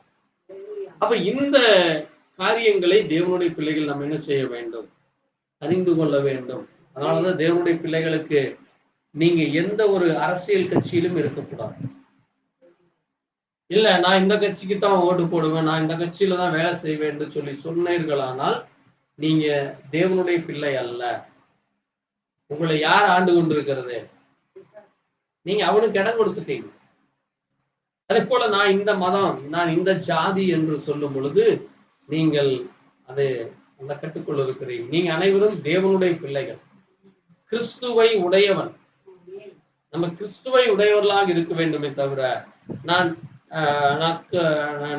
இதைத்தான் பிடித்துக் கொள்ளுவேன், எனக்கு மத்த மதத்துக்காரன் மேல எனக்கு நான் பேச மாட்டேன், அவங்க கூட நான் அவங்க கூட பழக மாட்டேன், அவங்களோட நான் இணைந்து இருக்க மாட்டேன் என்று சொல்லும் பொழுது அதுவும் ஒரு பிசாசுனுடைய தந்திரம். வேதம் நமக்கு தெளிவாக சொல்லுகிறது, சத்துருவை சிநேகி, ஆனால் அவன் செய்கிற கிரியைகளை நீங்கள் செய்யக்கூடாது. அவன் திருடுகிறான் என்றால் நீங்க அவனுக்கு துணை போய் நிற்க கூடாது. அவன் கொலை செய்கிறான் என்றால் அதற்கு நீங்க துணை போகக்கூடாது. அவன் கொள்ளையடிக்கிறான், அவன் வேசித்தனம் செய்கிறான், அவன் அருவருப்பை செய்கிறான் என்றால் நீங்க அதில் செய்யக்கூடாது. அதை விட்டு விலகி ஓட வேண்டும். விக்கிரகாராதனைக்கு விலகி ஓடு, அசுத்தத்திற்கு விலகி ஓடு, அருவருப்புக்கு நீங்க இருக்க வேண்டும் என்று வேதம் சொல்லும். அப்போ தேவனுடைய பிள்ளைகள் எப்படி இருக்க வேண்டும் என்று தேவன் நமக்கு போதிக்கும் பொழுது அதை மீறி நடக்கும் பொழுதுதான் நீங்க அடிமைப்பட்டு போறீங்க.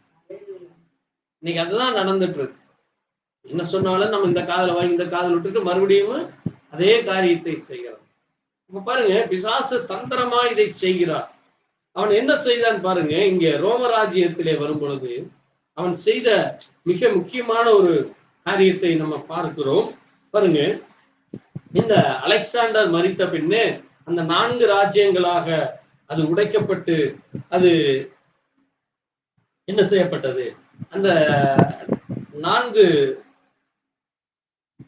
தளபதிகளும் அங்கே தேவனுடைய ஆலயத்துல அவன் அந்த பன்றிகளை கொண்டு போய் அதை செய்து, அது மட்டுமல்ல அங்கே தன்னுடைய சிலைகளை வைத்து அதை வணங்க வேண்டும் என்று சொல்லி இப்படியாக அங்கே மிக கலவரம், போராட்டங்கள், பிரச்சனைகள் வெடிக்கிறது. இஸ்ரவேல் தேசமும் அதை சுற்றி இருக்கிற தேசங்களில் மிக மிக கடுமையான போராட்டம் வருகிற பொழுது இங்கே ரோமர்கள் புறப்பட்டு வந்து இவர்கள் எல்லோரையும் அடிமைப்படுத்தி இவர்கள் எல்லோரையும் இப்ப அலெக்சாண்டர் கிரேக்க ராஜ்யத்திலிருந்து வந்து அடிமைப்படுத்தினது போல, பாபிலோனில் இருந்து நெபுகாத்நேச்சார் வந்து அடிமைப்படுத்துறது போல இப்ப யார் வந்தாச்சு, ரோமர்களுடைய கண்ட்ரோல் வந்தாச்சு. அதனாலதான் இயேசு கிறிஸ்து பிறக்கிறப்போ அங்கே யாரு இருந்தா, ரோமர்கள் ஆண்டு கொண்டிருந்தார். அதான் ரோமராட்சியம். இப்போ இந்த ரோமராஜ்யம் என்ன செய்யப்படுகிறது என்றால், அந்த மிருகம் எப்படி இருந்ததாமா, தானியேல் 7:7 சொல்லுது, வாசிங்க. நாலாம் மிருகத்தை கண்டேன், அது கெடியும் பயங்கரமும் மகா பலத்ததுமாய் இருந்தது. அதற்கு பெரிய இரும்பு பற்கள். பாருங்க, அதான் இரும்பு. சாதாரண பல்ல விட இரும்பு பல்லா இருந்தா எப்படி இருக்கும், கட்டிச்சதுனாலே கிலோ கணக்குல சதை எடுக்கும். எந்த ஒரு மிருகத்தையோ எதையோ அதை குட்டித்தாலும் அது என்ன செய்யும், விசிறி எடுத்துரும். இரும்பு பற்கள் எப்படி இந்த புல்டோசர் சொல்ற, ஜேசிபின்னு சொல்றோம், அதுக்கு பாத்தீங்கன்னா இரும்புல தான் பல்ல இருக்கு. அது என்ன செய்யும், குழிய பூமி அப்படியே மனுஷ செய்யறத விட 100 மடங்கு ஸ்பீட் அதை எடுத்து வச்சு. அதுதான் இரும்பு பற்கள்.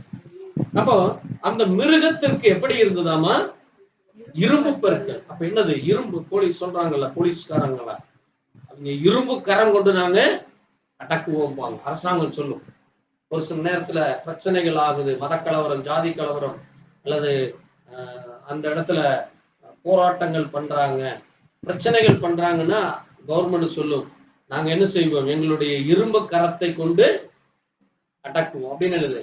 உங்களை தூக்கி ஜெயில போட்டுருவோம், உங்களை அடிச்சு என்ன செய்வோம், உங்களை ஒண்ணுமில்லாம பண்ணிடுவோங்கிறதான். அப்போ பாருங்க, இந்த மிருகத்திற்கு எப்படி இருந்ததாமா, இரும்பு பற்கள்.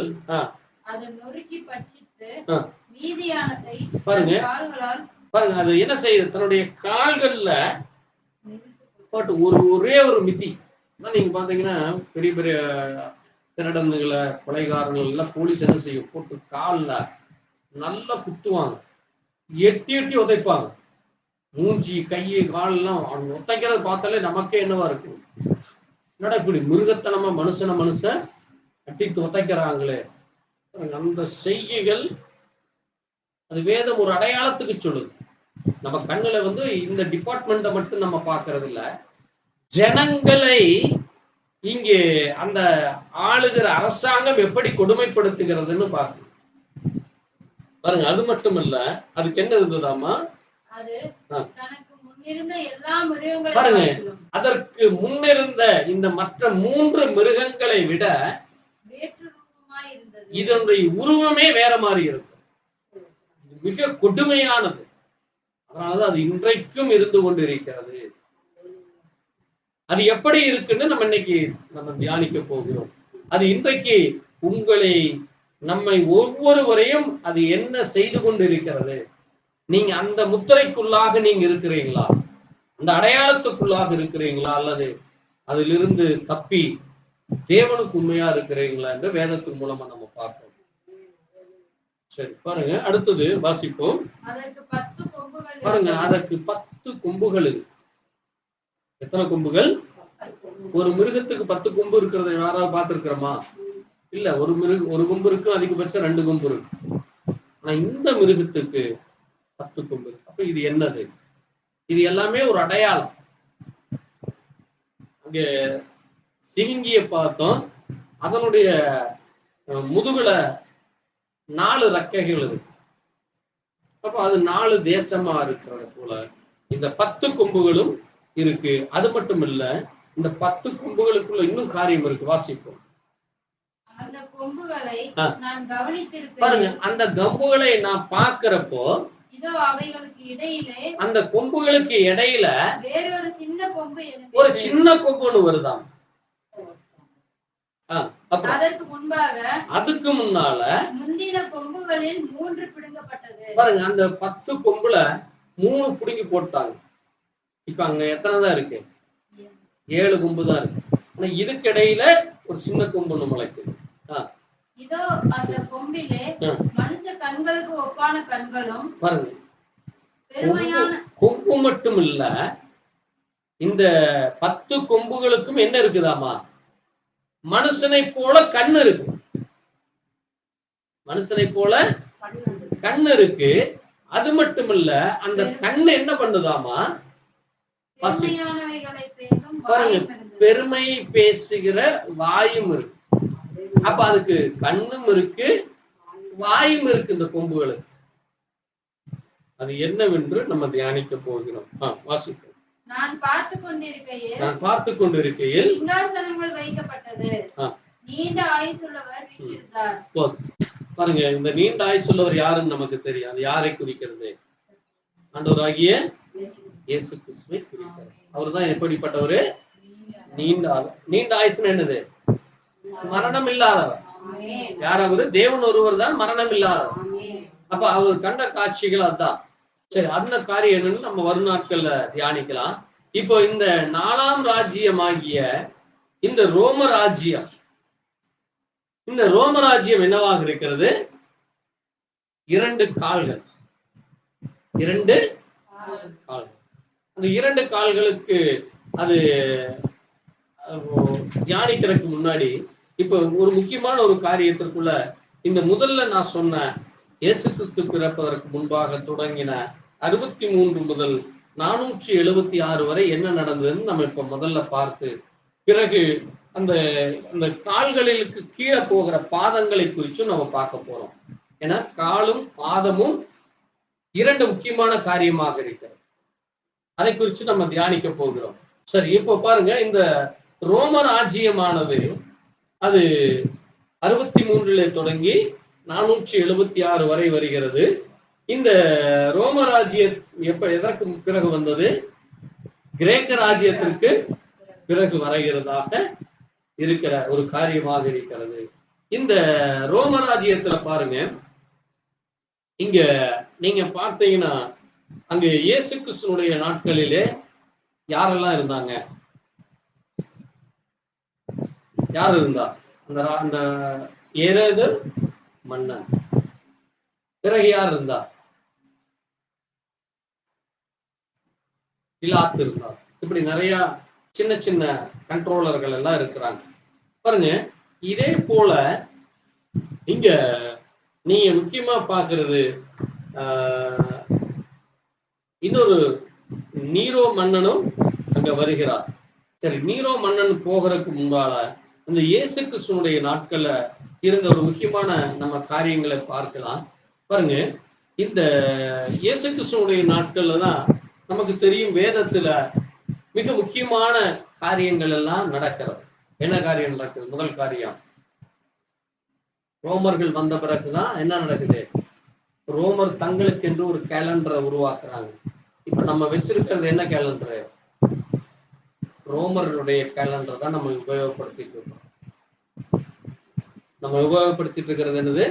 ரோமர்களுடைய ஜூலியஸ் சீசர்ங்கிறவருடைய பண்ண அந்த கேலண்டரை நம்ம பயன்படுத்தி கொண்டிருக்கிறோம். அதனாலதான் நீங்க பாத்தீங்கன்னா கடிகாரத்துல 1-2ங்கிறது வந்து ரோமன் லெட்டர்ல தான் போட்டிருப்பாங்க. சரி, இப்ப அடுத்தது நீங்க இன்னொரு முக்கியமான காரியம் பாருங்க.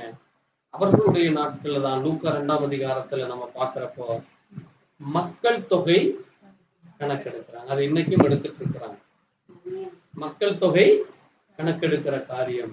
அது மட்டுமல்ல, அங்க அன்னைக்கு நீங்க பாக்குறப்போ இந்த ஜனங்களை அந்த சின்ன சின்ன பொறுப்புகளை கொடுத்து இருப்பாங்க. ஆனா இவங்களுக்கு அவங்க என்ன செய்யணும்? வரி கட்டணும். இவர்களுக்கு அவர்கள் வரி செலுத்துறது இன்னைக்கு நேத்து இல்ல. இப்ப நம்ம இங்க இந்த சினிமால எல்லாம் பாக்குற மாதிரி வீரபாண்டி கட்டபொம்மன் காலத்துலதான் வந்தது, பிரிட்டிஷ்காரன் தான் கொண்டு வந்தான்ட்டெல்லாம் இல்ல. பழைய ஏற்பாட்டின் காலத்திலேயும் வரி கட்டுறது இயேசு கிறிஸ்துனுடைய நாட்களே இருக்கு. அதனாலதான் இயேசு கிறிஸ்து இடத்துல போய் கேட்கிறாங்க, நாங்க வரி கட்டுறது சரியா தவறா? அப்ப ஆண்டவர் சொல்றாரு, ஏன் என்ன சோதிக்கிறீங்க? உன் கையில் இருக்கிற பணத்தை காட்டுன்னு சொல்றப்பா, அதுல யாரோட படம் இருக்குன்னு சொல்றப்பா, இந்த தீரு மன்னனுடைய படம் இருக்கு. அப்போ ராயனுடையதை ராயன் அவங்க, அந்த ராயனுடையதை ராயனுக்கும் தேவனுடையதை தேவனுக்கும் செலுத்துங்க. அப்ப என்ன காரியம்?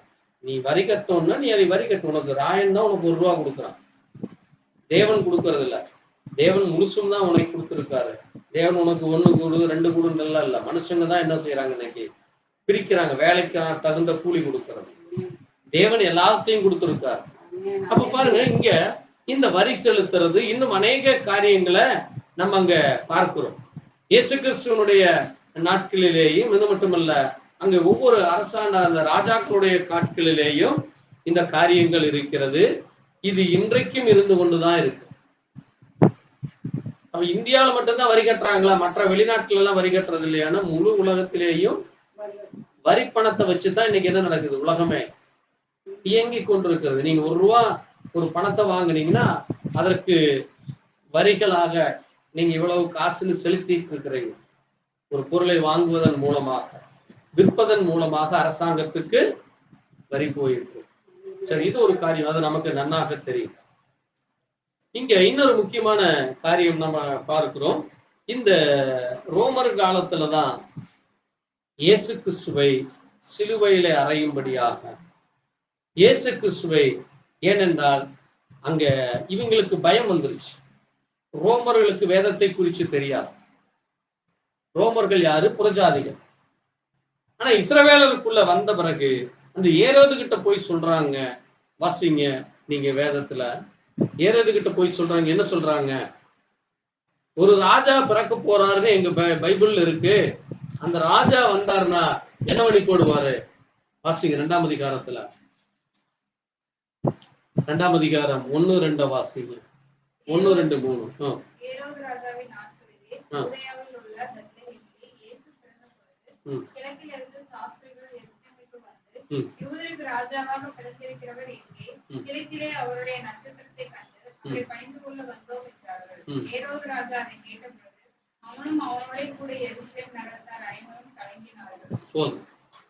பாருங்க, அந்த ராஜா கிட்ட வந்து இந்த சாஸ்திரிகள் கேட்கிறாங்க, இங்க இருக்கிற இஸ்ரவேலர்கள் யூதர்களுக்கெல்லாம் ஒரு ராஜா பிறந்திருக்காரு, அந்த ராஜா எந்த இடத்துல பிறந்திருக்காரு, நாங்க அந்த ராஜாவை பார்க்க வந்திருக்கிறோம் அப்படின்னு இவனுக்கு பயம் ஆயிடுச்சு.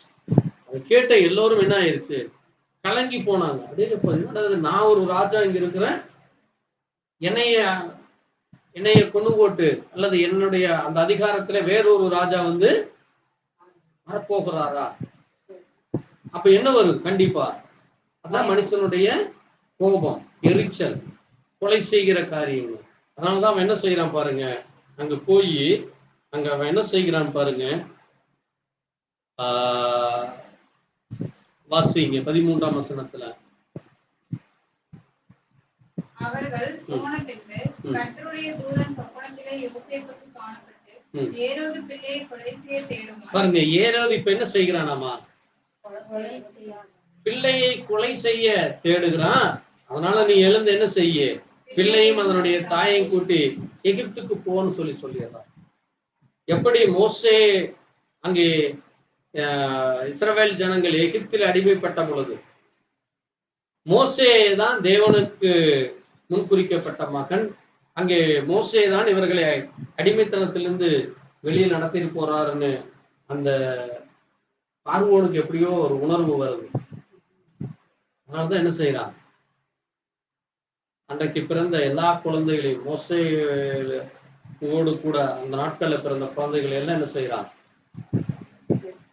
பிறக்கிறப்பவே கொண்டு போடுறான்.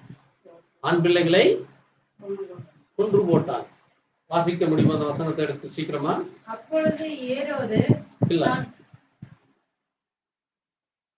நான் சொல்றது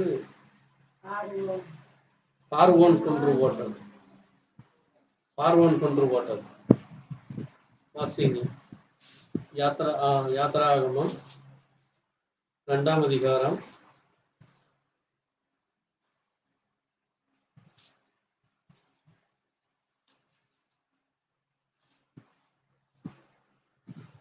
15-16 வாசிங்க. பார்வோன் அந்த காரியத்தை கேள்விப்பட்டபோது மோசேயை கொலை செய்ய வகை தேடினான். மோசே பார்வோனிடத்திலிருந்து தப்பியோடி மீதியான் தேசத்தில் போய் தங்கி ஒரு துறவண்டையிலே உட்கார்ந்திருந்தான். இல்ல, 1ஆம் அதிகாரத்துல நான் வாசிக்க சொன்னேன் 15-16.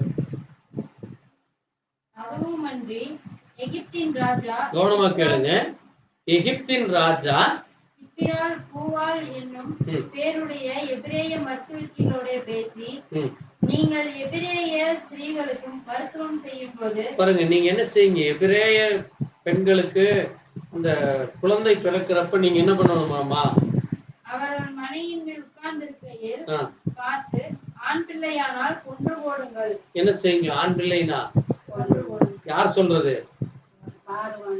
எகிப்தின் ராஜா பார்வோன் சொல்றார். இப்ப ராஜாவே கட்டளை போடுறார். யார? நர்ஸுகளை பார்த்து. ஏன்னா நர்ஸுக்கு தான் என்ன செய்வாங்க, பிரசவத்துக்கு கூட இருப்பாங்க. அப்ப அதே காரியம்தான் இயேசு கிறிஸ்துவனுடைய காலத்திலேயும் அங்கே பிறந்த குழந்தைகளை அங்க பாருங்க 16ஆம் வசனத்தை வாசிங்க. மத்தேயு 2:16. அப்பொழுது ஏரோது தான் சாஸ்திரிகளால் வஞ்சிக்கப்பட்டதைக் கண்டு மிகுந்த கோபம் அடைந்து ஆட்களை அனுப்பி தான் சாஸ்திரிகளுக்கு திட்டமாய் விசாரித்த காலத்தின்படியே பெத்லகேமிலும் அதன் சகல எல்லைகளிலும் இருந்து 2 வயதுக்குட்பட்ட எல்லா ஆண் பிள்ளைகளையும் கொலை செய்தார். எல்லா ஆண் பிள்ளைகளையும் கொலை செய்தார். இப்ப நம்ம அரசாங்கம் இன்னைக்கு என்ன செய்கிறது? இன்னைக்கு எத்தனையோ சட்டத்திட்டங்களை போடுறாங்க. நீ இருக்கக்கூடாது, நீ இதை செய்யக்கூடாது, அதை செய்யக்கூடாது. இதெல்லாம் இன்னைக்கு நேற்று இல்ல, மோசேயுடைய காலத்திலேயே இருக்கு. மோசேயுடைய காலம் மட்டுமல்ல, இயேசு கிறிஸ்து பிறக்கிறப்பவும் அது இருக்கு. அந்த வல்லமை, அந்த டெமனிக் பவர், பிசாசனுடைய வல்லமை இன்றைக்கும் அதே காரியத்தை தான் செய்து கொண்டிருக்கிறது. அது ராஜாக்கள் மூலமாக, அரசியல் மூலமாக, அரசாங்கத்தின் மூலமாக அங்கே தனக்கு விரோதமாய் யார் எழும்பினாலும், தனக்கு விரோதமாய் யார் எழும்பினாலும் அவர்களை கொன்று போடுவதுதான் அங்கிறார். இன்னைக்கு அதுதான் நடந்து கொண்டிருக்கிறது. பாருங்க, அப்போ அவன் என்ன செய்கிறான்? இயேசுவையும் அங்கே இந்த ரோமர்கள் கொன்று போட போனார்கள். சரி, இப்போ இயேசு வளர்ந்து பெரியவராகிறாரு. ஜனங்களுக்கு அவரை பிடிக்கும். ஏனென்றால் ஜனங்கள் என்ன செய்து கொண்டிருந்தாங்க? தேவனுடைய வார்த்தைக்கு கீழ்ப்படியும். அவர் சொல்றதை அவங்க ஏற்றுக்கொள்ளவே இல்லை. அதுதான் இன்னைக்கு நடக்கிறது சபைகள். சபையில நீங்க சத்தியத்தை பேசுனீங்கன்னா உங்களை நிக்க வைக்கவே மாட்டாங்க. நம்ம இயேசு கிறிஸ்து ஒரே தேவன், இயேசு கிறிஸ்து நாமத்துல நீங்க ஞானஸ்நானம் எடுக்கணும். இன்னைக்கு எத்தனை சபைகள் அதை ஏற்றுக்கொண்டு இருக்கு? நம்மை பார்த்து என்னதான் சொல்றாங்க? அந்தி கிறிஸ்து, கள்ள உபதேசம், கள்ளத்தனமான கள்ள போதகம், இது என்ன சொல்லுவோம். ஆனா வேதத்திலிருந்து தான் நம்ம பேசுறோம். பரிசுத்த ஆவியானவர் ஒரு மனிதனை அபிஷேகிக்க வேண்டுமானால் அந்த மனிதன் கர்த்தராகிய இயேசு கிறிஸ்து நாமம் இல்லாமல் அந்த மனுஷனுக்குள்ளாக பரிசுத்த ஆவி வராது. அப்போஸ்தலர் 2:38 அதைத்தான் சொல்லுது. அப்ப ஒரு மனிதன் பரிசுத்த ஆவி பெற வேண்டுமானால், அந்த மனிதன் இயேசு கிறிஸ்துவினுடைய ரத்தத்திலே கழுவப்பட வேண்டுமானால் அவன் இயேசு கிறிஸ்துவை தெய்வமாக ஏற்றுக்கொள்ள வேண்டும். வானத்தையும் பூமி படைத்த தேவன், அவர் பிதாவானவர், ஆவியானவர், அவர் நமக்காக மரிக்க தனக்கென்று ஒரு சரீரத்தை எடுத்துக்கொண்டு வந்தார்னு சொல்றோம். நம்ம ஒண்ணு புது உபதேசம் சொல்லல. நம்ம சொல்லுவது தேவன் தேவன் மாம்சத்திலே வெளிப்பட்டார்னு வேதம் சொல்லுது. அப்ப தேவன் வெளிப்பட்ட தேவனைத்தான் நம்ம இயேசு கிறிஸ்துன்னு சொல்றோம். அந்த சரீரத்திற்குள்ளாக தேவன் இருந்தார். ஆனால் தேவனுக்கு மரணம் இல்லை, அந்த சரீரத்திற்கு மரணம் வந்தது. ஆமென். அதைத்தான் நம்ம புரிஞ்சுட்டோம். ஆனா அவங்களுக்கு அந்த புரிதல் வரல. அந்த புரிதல் வராதனாலதான் இன்னைக்கு சபைகள்ல நம்ம என்ன செய்யல, நம்மோடு கூட ஐக்கியப்படாம இருக்கிறாங்க. நம்மை ஏதோ ஒரு தீண்டத்தகாத ஜாதி மாதிரி ஒதுக்கி வைக்கிறாங்க. நீங்க போய் சபைகளுக்குள்ள பிரசங்கிக்க முடியாது. நீங்க போய் இயேசு கிறிஸ்து நாமத்துல ஞானஸ்நானம் எடுத்த நாங்க இயேசு கிறிஸ்து தான் எங்களுக்கு தேவன்னு சொல்லி பாருங்க, உங்களை சபைகளுக்குள்ள ஏற்ற மாட்டாங்க. ஏன்னா அவங்களுக்குள்ள அந்த பிரிவினைகளை வைத்துக் கொண்டு, உபதேசங்களை வைத்துக் கொண்டிருக்கிறார்கள். அதைத்தான் அன்றைக்கும் இருந்தது. அதைத்தான் அன்றைக்கு இயேசு கிறிஸ்து போதித்த பொழுது நானும் பிதாவும் ஒன்றாய் இருக்கிறோம். அவங்க நம்பல. அது எப்படி? நீ யாருக்கு பிறந்த எங்களுக்கு தெரியும், நீ தச்சனுடைய மகன் அல்லவா, உன்னுடைய சகோதரர்கள் இங்க இருக்கிறாங்கவா, நீ எப்படி வானத்திலிருந்து வந்தன்னு சொல்ற? அப்ப நீ யாரு? நீ ஒரு கள்ள உபதேசி, நீ ஒரு கள்ள போதகன், நீ ஒரு சரியில்லான ஆளு கிடையாது என்று சொல்லி இயேசுவை புறக்கணித்தார்கள். இயேசுவை அவர்கள் புறந்தள்ளினார்கள், ஏற்றுக்கொள்ளவில்லை. அதுதான் இன்னைக்கு நடந்து கொண்டிருக்கிறது. எப்படி அன்றைக்கு அவரை ஏற்றுக்கொள்ளவில்லையோ, அவரை புறந்தள்ளி இவனை கொன்று போடுங்கள்னு சொன்னான். யாருதான் சொன்னது? இஸ்ரவேலர். அன்றைக்கு இருந்த எருசலேம் நகரத்தான். யாரை பார்த்து கொண்டு போட சொன்னாங்க? திருடனை விட்டுருங்கிறாங்க. பாருங்க, திருடனுக்கு நல்ல பேர் கிடைக்குது. நன்மை செய்கிற வந்தாருன்னு வேதம் சொல்லுது. அந்த நன்மை செய்கிற வந்தவரையே கொலை பண்றாங்க. தான் இன்றைக்கும் நடந்து கொண்டிருக்கிறது. ஏன் இதை நான் சொல்லுறேன் என்றால், பிசாசானவன் எவ்வளவு தந்திரமாக ஒரு திருடனை காப்பாற்றுவதற்கு ஜனங்களுடைய கண்களை மறைத்து போடுகிறான். ஜனங்களுக்கு அந்த உணர்வில்லாதபடி அவன் என்ன செய்கிறான்? ஏமாற்றி விடுகிறான். அதான் வஞ்சகங்கிறது. அதனாலதான் பிசாசு எப்படிப்பட்டவன்? அவன் நயவஞ்சகன், அவன் கொலைபாதகன்னு சொல்லுது வேதம். உங்கள் தகப்பனாகிய பிசாசானவன் அவன் பொய்யனும் பொய்யுக்கு பிதாவுமாய் இருக்கிறான். அவன் தன்னுடைய சொந்தத்திலிருந்து எடுத்து பேசுகிறான். அவன் பிசாசு தந்திரமாக இன்றைக்கு ஜனங்களை ஏமாற்றி கொண்டிருக்கிறான். அவன் இன்றைக்கு மட்டுமல்ல, இயேசு கிறிஸ்து இருந்த காலத்திலேயும் என்னதான் செய்தான்? இயேசு கிறிஸ்துவையே கொன்று ஓடும்படி அந்த ஜனங்களை தூண்டி சீஷர்களையும் ஒன்றுமில்லாமல் பண்ணி சீஷர்களை தெறிக்க ஓடிட்டாங்க.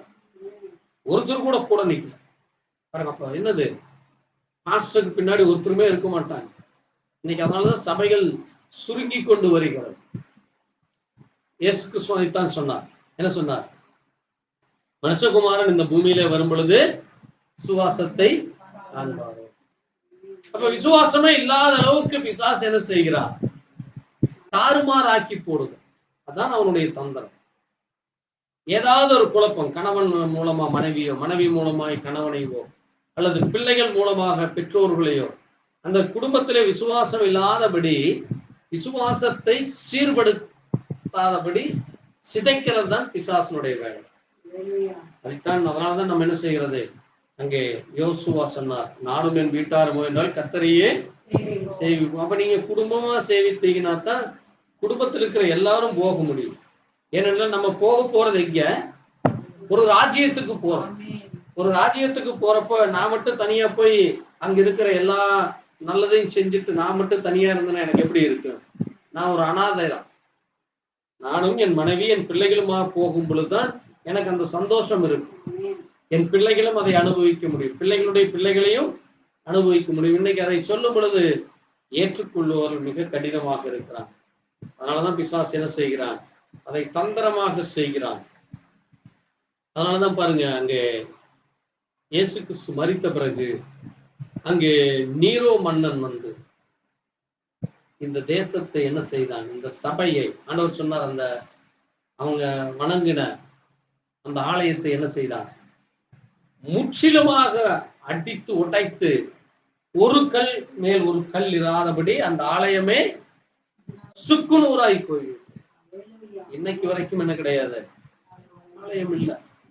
ஏனென்றால் அவர்கள் இயேசுவை அவர்கள் என்ன செய்யல, ஏற்றுக்கொள்ள. இன்னைக்கு அதுதான் நடக்க போகுது. மறுபடியும் இன்னைக்கு அதே தான் திரும்ப நடக்க போகிறது.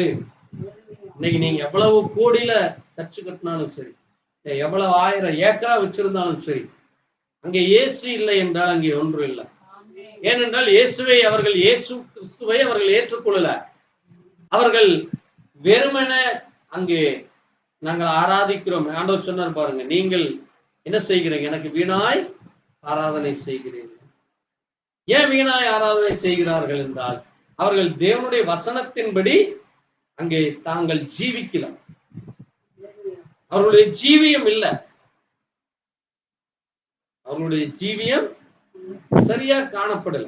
தேவன் ஒவ்வொரு மனிதனுடைய ஜீவியத்தை தான் பார்க்கிறார். அதனாலதான் சொன்னாரு, இதோ அவனவனுடைய கிரியைகள் என்னோடு கூட வருகிறது, நான் என் வார்த்தையினாலே உங்களை நியாயந்தீர்ப்பேன். நான் பரிசுத்தமா இருந்தேன், நீ பரிசுத்தமா இருந்தியா? இல்ல, நீ அசுத்தத்துக்குள்ள கடந்த, நீ பொய்ய பேசி திருடனோடும் உன்னோட போன, நீ அக்கிரமக்காரர்களோடும் போன, பரியாசக்காரர்களோடு உட்கார்ந்து கேலியும் கிண்டலும் பண்ணுன, நீ என்ன செய், அப்பாலே போகும்பா. அதுதான் இயேசு சொன்னார் மத்தேயு 24. இல்லையே, நான் தீர்க்க தரிசனம் சொன்னேன், நான் பிசாசுகளை துரத்தின, நீ யாருன்னு எனக்கு தெரியாதுன்னு. அப்ப இது நடக்க போகிறது. இன்றைக்கு அது நடந்து கொண்டிருக்கிறது. நம்ம எச்சரிக்கையாக இருக்க வேண்டும்.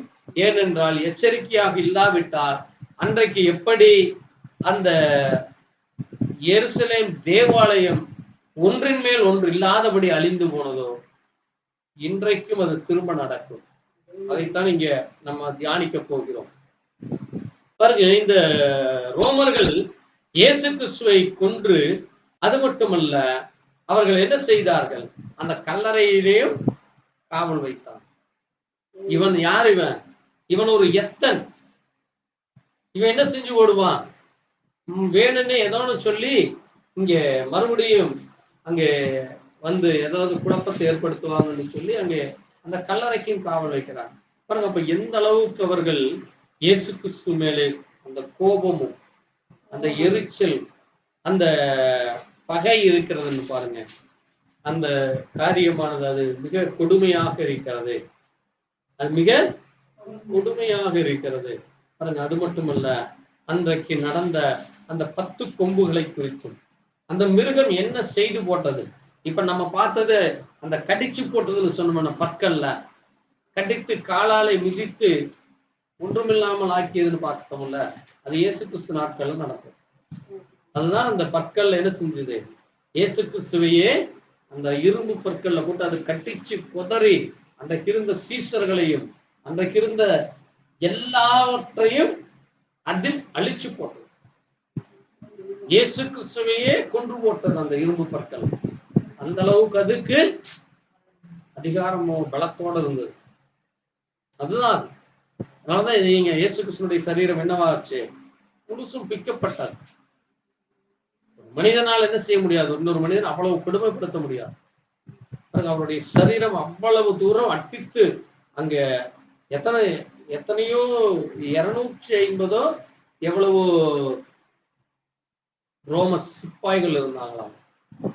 அத்தனை பேர் ஒரு மனுஷனை போட்டு அட்டிச்சா என்ன ஆகும், ஒட்டம்பெல்லாம்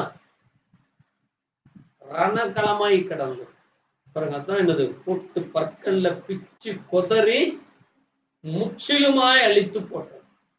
அது வேதத்திலே சொல்லப்பட்டது, நடந்தது.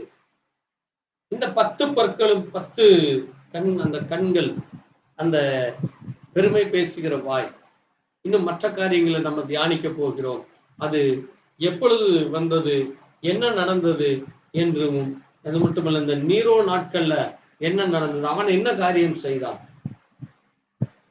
மற்ற காரியங்களை குறித்து நம்ம தியானிக்க போகிறோம். பாருங்க, இன்றைக்கு இது மிக கொடியதான காலத்துல நம்ம இருந்துட்டு இருக்கிறோம். ஏனென்றால் இது மறுபடியும் இன்றைக்கும் அது நம்மை சுற்றி நடந்து கொண்டிருக்கிறது. அதே பிசாசுனுடைய வல்லமை இன்னும் என்னவாயிட்டு இருக்குது. ஏன்னா அதுக்கு இன்னும் என்ன வரல, மரணம் வரவில்லை. அவன் ஜனங்களை எப்படியாகிலும் ஏமாற்றி, எப்படியாகிலும் தந்திரமா அவங்க என்ன செய்வான், குடும்பத்துல கணவனை தனியா சிக்குநூறாக்கிறது, மனைவியை தனியா, பிள்ளைகளை தனியா, ஒவ்வொன்றையும் சிதைக்கிறது தான் அவனுடைய வேலை. அதைத்தான் இன்றைக்கு செய்துட்டு இருக்கிறான். அன்றைக்கும் செய்தான், இன்றைக்கும் செய்கிறான். நம்ம தான் எச்சரிக்கையாக இருக்க வேண்டும். நீங்க கொஞ்சம் அவனுக்கு இடம் கொடுத்தாலும் சரி, நண்பர்களைப் போல, உறவினர்களைப் போல, உங்களுக்கு முழுசா உதவி செய்கிறவர்களைப் போல வருவான். அதான் பிசாசனுடைய தந்திரம். அன்றைக்கு அப்படித்தான் ஜனங்களை ஏமாற்றினான். அன்றைக்கு இஸ்ரவேல் ஜனங்கள் வந்திருக்கும் பொழுது ஆண்டவர் சொன்னார், அமலேக்கியருக்கும் இவங்களுக்கு நீங்க இடம் கொடுக்காதீங்க, அவங்க உங்களை என்ன செஞ்சு விடுவாங்க, ஏமாற்றி விடுவார்கள் சொன்னான். அவன் தந்திரமா அங்க பழைய துணியை போட்டுட்டு வந்து, நாங்கெல்லாம் வெளியூர்ல இருந்து வர்றோம், எங்களுக்கு சாப்பிட்டு ஒண்ணுமே இல்லை, எங்களுக்கு கொஞ்சம் இடம் கொடுங்க, எங்களுக்கு கொஞ்சம் சாப்பாடு கொடுங்கன்னு சொல்றப்போ எல்லாம் கொடுத்த பிறகு திடீர்னு துணிகணிகள் கழட்டி போட்டு நாங்க தான் அப்படின்னு சொல்லி தங்களை வெளிப்படுத்தி ஏமாற்றினது நம்ம வேதத்துல வாசிச்சோம், கேட்டிருக்கிறோம். அப்படித்தான் பிசாசு தந்திரமா செய்வான். அவன் ஒரு ஏமாற்றுக்காரன். வேதத்தை அப்படியே உங்களுக்கு திசை மாற பண்ணி வைப்பார். அதனால நம்ம எச்சரிக்கையா இருக்க வேண்டி இருக்குது. பாருங்க, அந்த ரோம ராஜ்யம் என்னவானது? அது இன்றைக்கும் அந்த ராஜ்யம் இருக்கிறதா? இன்னைக்கு ஒவ்வொரு ராஜ்யமா தனிய ஆளுகையாளர் இருக்கிற போல நமக்கு தோன்றுகிறது. ஆனால் இதற்கு பின்னணியிலே ஒன்று இருக்கிறது. இதற்கு பின்னால் அரசியல் வல்லமையும், இதற்கு பின்னால் மத வல்லமையும், இதற்கு பின்னால் பிசாசனுடைய வல்லமை இருக்குது. அது என்னன்னு வர நாட்களை நம்ம தியானிப்போம்.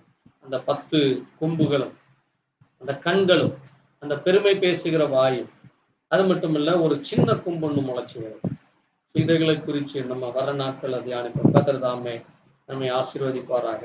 கேட்ட சத்திய வசனத்தின்படி தேவன் அன்றைக்கு இயேசு கிறிஸ்துவின் பிறப்பின் நாளிலே அந்த 4வது ராஜ்யமாகிய ரோம ராஜ்யம் வந்த பொழுது அவன் அன்றைக்கு இருந்த இஸ்ரவேல் ஜனங்களை, யூதர்களை இயேசு கிறிஸ்துவை வெறுக்கும்படி செய்து, இயேசு கிறிஸ்துவனுடைய அந்த உபதேசத்திற்கு, அந்த ஊழியத்திற்கு விரோதமாய் எழும்பி நின்று, அது மட்டுமல்ல அந்த ஏரேது ராஜா அவர் பிறக்கும் பொழுதே அன்றைக்கு இருந்த குழந்தைகளை முழுவதுமாய் கொன்று போட்டான். அந்த சிறு பிள்ளைகளை கொன்று போட்டான். அன்றைக்கு மோசே நாட்களிலே பார்வோன் செய்ததை போல அவன் செய்தான். அதே போல இயேசு கிறிஸ்து வந்து ஊழியம் செய்த பொழுது குழப்பத்தை ஏற்படுத்தி, தடைகளை செய்து, ஊருக்குள் வரவிடாமலும், அது மட்டுமல்ல பிரசங்கிக்கிறதுக்கு இடம் கொடுக்காமலும், அவரை கல்லெறிந்து கொள்ளும்படியாக, அவரை அனுமதிக்காதபடி இப்படியாக அவருக்கு உபத்திரவம் கொடுத்து கொண்டு வந்தார். பிறகு கடைசியிலே அவர் தேவ தூஷணம் சொன்னார். அவர் தன்னை தேவனுக்கு சமமாக்கினார் என்று சொல்லி, நாங்கள் வணங்குவது எங்களுடைய யெகோவா, ஆனால் இவர் தன்னை யெகோவாவுக்கு சமமாக்கினார் என்று சொல்லி அவரை கொலை செய்தார். அவர்தான் தேவன் என்று நமக்கு தெரியும். அவர்தான் தேவன் என்று நமக்கு தெரியும். அவர் தேவன் சமமானவர் அல்ல, அவரே தேவன் என்று நாம் அறிந்திருக்கிறோம். ஆனால் இன்றைக்கு சபைகள் அதை அறிந்து கொள்ளாதபடி, அவரை ஏற்றுக்கொள்ளாதபடி, எப்படி அன்றைக்கு இஸ்ரவேல் ஜனங்களுடைய கண்கள், இருதயங்கள் அங்கே குருடாக்கப்பட்டதோ, அதை போல இன்றைக்கு இருக்கிற சபைகளும் குருடாக்கப்பட்டு கொண்டிருக்கிறது. சபைகளிலே அதை குறித்து பேசக்கூடாதபடி தடைகள் இருக்கிறது. இயேசு கிறிஸ்து தேவன் என்று அறிக்கையிட்டால் உங்களை சபைக்கு புறம்பாக்கி போடுகிறார். அப்படிப்பட்டதான ஒரு கொடிய காலத்திலே நாம் வாழ்ந்து கொண்டிருக்கிறோம். அவர்களுக்கென்று கொள்கைகள், கோட்பாடுகள் இருக்கிறது. அந்த கோட்பாடுகளுக்கு எதிராக நாம் பேசும் பொழுது நம்மை அங்கே உள்ள வர அனுமதியே இல்லை. நீங்கள் அவர்களோடு ஐக்கியப்படவே முடியாதபடி தங்களுக்கென்று பிரிவினைகளை ஏற்படுத்தி கொண்டு, தங்களுக்கென்று கொள்கைகளையும் கோட்பாடுகளையும் வைத்துக் கொண்டிருக்கிற சபைகள் இன்றைக்கு அதிகரித்துக் கொண்டிருக்கிறது. ஆகவே தேவ ஜனங்களாகிய நாம், நமக்கென்று கொள்கைகளோ கோட்பாடுகளோ இல்லை. இயேசு கிறிஸ்துவனுடைய வார்த்தையே நமக்கு கொள்கையாக இருக்கிறது. இயேசு கிறிஸ்துவனுடைய வார்த்தையே நமக்கு ஜீவனாக இருக்கிறது. அந்த வார்த்தையை குறித்து நாம் இறுக பற்றி கொண்டு அந்த வார்த்தைக்கு கீழ்ப்படிய கர்த்தர் நம்மை அழைத்திருக்கிறார். உங்களை அழைத்தவர் உண்மையுள்ளவர், அவர் முடிவு பரிந்து உங்களை வழிநடத்துவார் என்று வேதம் சொல்லியிருக்கிறார். நான் கர்த்தர், நான் மாறாதவர் என்று சொல்லியிருக்கிறார். இயேசு கிறிஸ்துவனுடைய கிருபை நேற்றும் இன்றும் என்றும் மாறாதது. அவர் மாறாத தேவனாய் இருக்கிறார் என்று வேதம் சொல்லியிருக்கிறது. அப்படிப்பட்ட தேவன் நமக்காக மரித்தார். அவருடைய சொந்த ரத்தத்தை சிந்தி நம்மை மீட்டுக் கொண்டார். அவருடைய பிள்ளையாக, மகனாக, மகளாக இந்த பூமியில சாட்சியா இருக்க கர்த்தர் நமக்கு கிருபை கொடுத்திருக்கிறார். தொடர்ந்து கர்த்தர் நம்மை வழி நடத்த முடியாது. நாம் செபிக்கலாம். ஆண்டவரே, உம்மை துதிக்கிறோம், ஸ்தோத்திரிக்கிறோம். இந்த நேரத்திலே கேட்ட சத்திய வார்த்தைக்காய் நன்றி செலுத்துகிறோம். ஆண்டவரே, பிசாசானவன் எவ்விதமாக அந்த இரும்பு பற்களை கொண்டு நீர் இந்த பூமியிலே மனிதனாய் பிறந்த பொழுது கட்டித்து குதறி உம்மை ஆண்டவரே இந்த சிலுவையிலே அந்த கொல்கதா மலையிலே உடைய சரீரத்தை முழுவதுமாக ஆண்டவரே அவன் குதறி எடுத்ததை நாங்கள் பார்க்கிறோம். கடித்து ஆண்டவரே தன்னுடைய காலிலே மிதித்து போடும்படியாக அவன் எல்லா காரியங்களையும் செய்தான். ஆனால் நீர் ஜெயங்கொண்டு பிசாசனுடைய தலையை நீர் நசுக்கி நீர் ஜெயங்கொண்டு எழுந்தீரப்பா. அந்த கல்லறை அவன் அடைத்து போட முயற்சித்தான். அந்த பெரிய பாறையை கொண்டு வந்து வைத்தான் அப்பா. ஆனாலும் நீர் ஜீவிக்கிற தேவன் என்று உறுதிப்படுத்த நீர் உயிரோடு எழுந்த தேவனாய் இருக்கிறீர். ஆனால் இன்றைக்கும் யூதர்களோ இஸ்ரவேலர்களோ அதை விசுவாசிப்பதில்லை. இன்றைக்கும் அவர்கள் அதை குறித்து கவலைப்படாதபடி, இயேசு கிறிஸ்துவை குறித்து கவலைப்படாதபடி அவருடைய கண்கள் குருடாக்கப்பட்டிருக்கிறது என்று வேதத்திலே வாசிக்கிறோம். நீர் எங்களுக்கு நீர் யார் என்று அறிகிற உணர்வை கொடுத்தீரப்பா. எங்கள் கண்களை திறந்திருக்கிறீரப்பா. நீரே மெய்யான தேவன் என்றும், நீரே அன்றைக்கு வந்து மரித்து உயிர் தெழுந்த பரிசுத்தராகிய வானத்தையும் பூமி படைத்த சர்வ வல்லமையுள்ள தேவனாகிய கர்த்தர் நான் மாறாதவர் என்று சொல்லி அந்த இயேசு கிறிஸ்துவா எங்கள் மத்தியில இருக்கிறீரப்பா. நீர் பரிசுத்தாவியா எங்கள் மத்தியில இருக்கிறீர், பரிசுத்தாவியா எங்களுக்குள்ளா இருக்கிறேன் என்று சொன்னீரப்பா. அந்த ஆவியானவரை நாங்கள் அறிந்து கொள்ள உணர்ந்து கொள்ள எங்களுக்கு கிருபை கொடுத்தீரப்பா. ஆண்டவரே, ஏதோ அந்த 10 கொம்புகளை குறித்தும் அதனுடைய கண்களை குறித்தும் அதனுடைய பெருமைகளை குறித்தும் அந்த சிறு கொம்புகளை குறித்தும் வரும் நாட்களில தியானிக்க கர்த்தர் இரக்கம் பாராட்டும். இதோ இந்த 4 மிருகங்களை குறித்தும் 4 ராஜ்யங்களை குறித்தும் நாங்கள் தியானித்தோம். தொடர்ந்து இன்னும் வரும் நாட்களிலே அந்த பாதங்களை குறித்தும் அதன் மேல் விழுந்த அந்த கல்லை குறித்தும் இன்னும் இந்த நாட்களில் நடந்து கொண்டிருக்கிற காரியங்களை குறித்து நாங்கள் தியானிக்க தேவ கிருபையை தாரும். அதுபோல கேட்ட சத்திய வசனத்தின்படியா இன்னும் பெரிதான காரியங்களை அறிந்து கொள்ள, மகத்துவமான காரியங்களை அறிந்து கொள்ள தேவ இரக்கம் தாரும். மீதியான வேலை முழுவதும் எங்களை பாதுகாத்து எங்களை ஆசீர்வதித்து வழிநடத்தி உங்களுடைய நித்திய ராஜ்யத்திலே மோடு கூட என்னென்றைக்கும் இருக்க எங்களை தகுதிப்படுத்த வேண்டுமா இயேசு கிறிஸ்துவினுடைய பரிசுத்த நாமத்திலே. என் ஆத்மாவே கர்த்தரை ஸ்தோத்திரி. கர்த்தர் செய்த சகல உபகாரங்களும் பரவாயில்லை. ஆமென். அல்லேலூயா. நம் ஆண்டவராகிய இயேசு கிறிஸ்துவினுடைய அன்பும் தேவனுடைய ஐக்கியம் பரிசுத்தாவினுடைய ஐக்கியம் தேவ கிருபையும் இன்னும் இன்னும் சதா காலங்கள் நம் அனைவரோடு கூட இருப்பதா. ஆமென். அல்லேலூயா. கர்த்தருக்கு ஸ்தோத்திரம் உண்டாகும். கர்த்தருக்கு ஸ்தோத்திரம் உண்டாகும். ஸ்தோத்திரிக்கிறோம், ஸ்தோத்திரிக்கிறோம், ஸ்தோத்திரிக்கிறோம், ஸ்தோத்திரிக்கிறோம். ஸ்தோத்திரம், ஸ்தோத்திரம், ஸ்தோத்திரம்.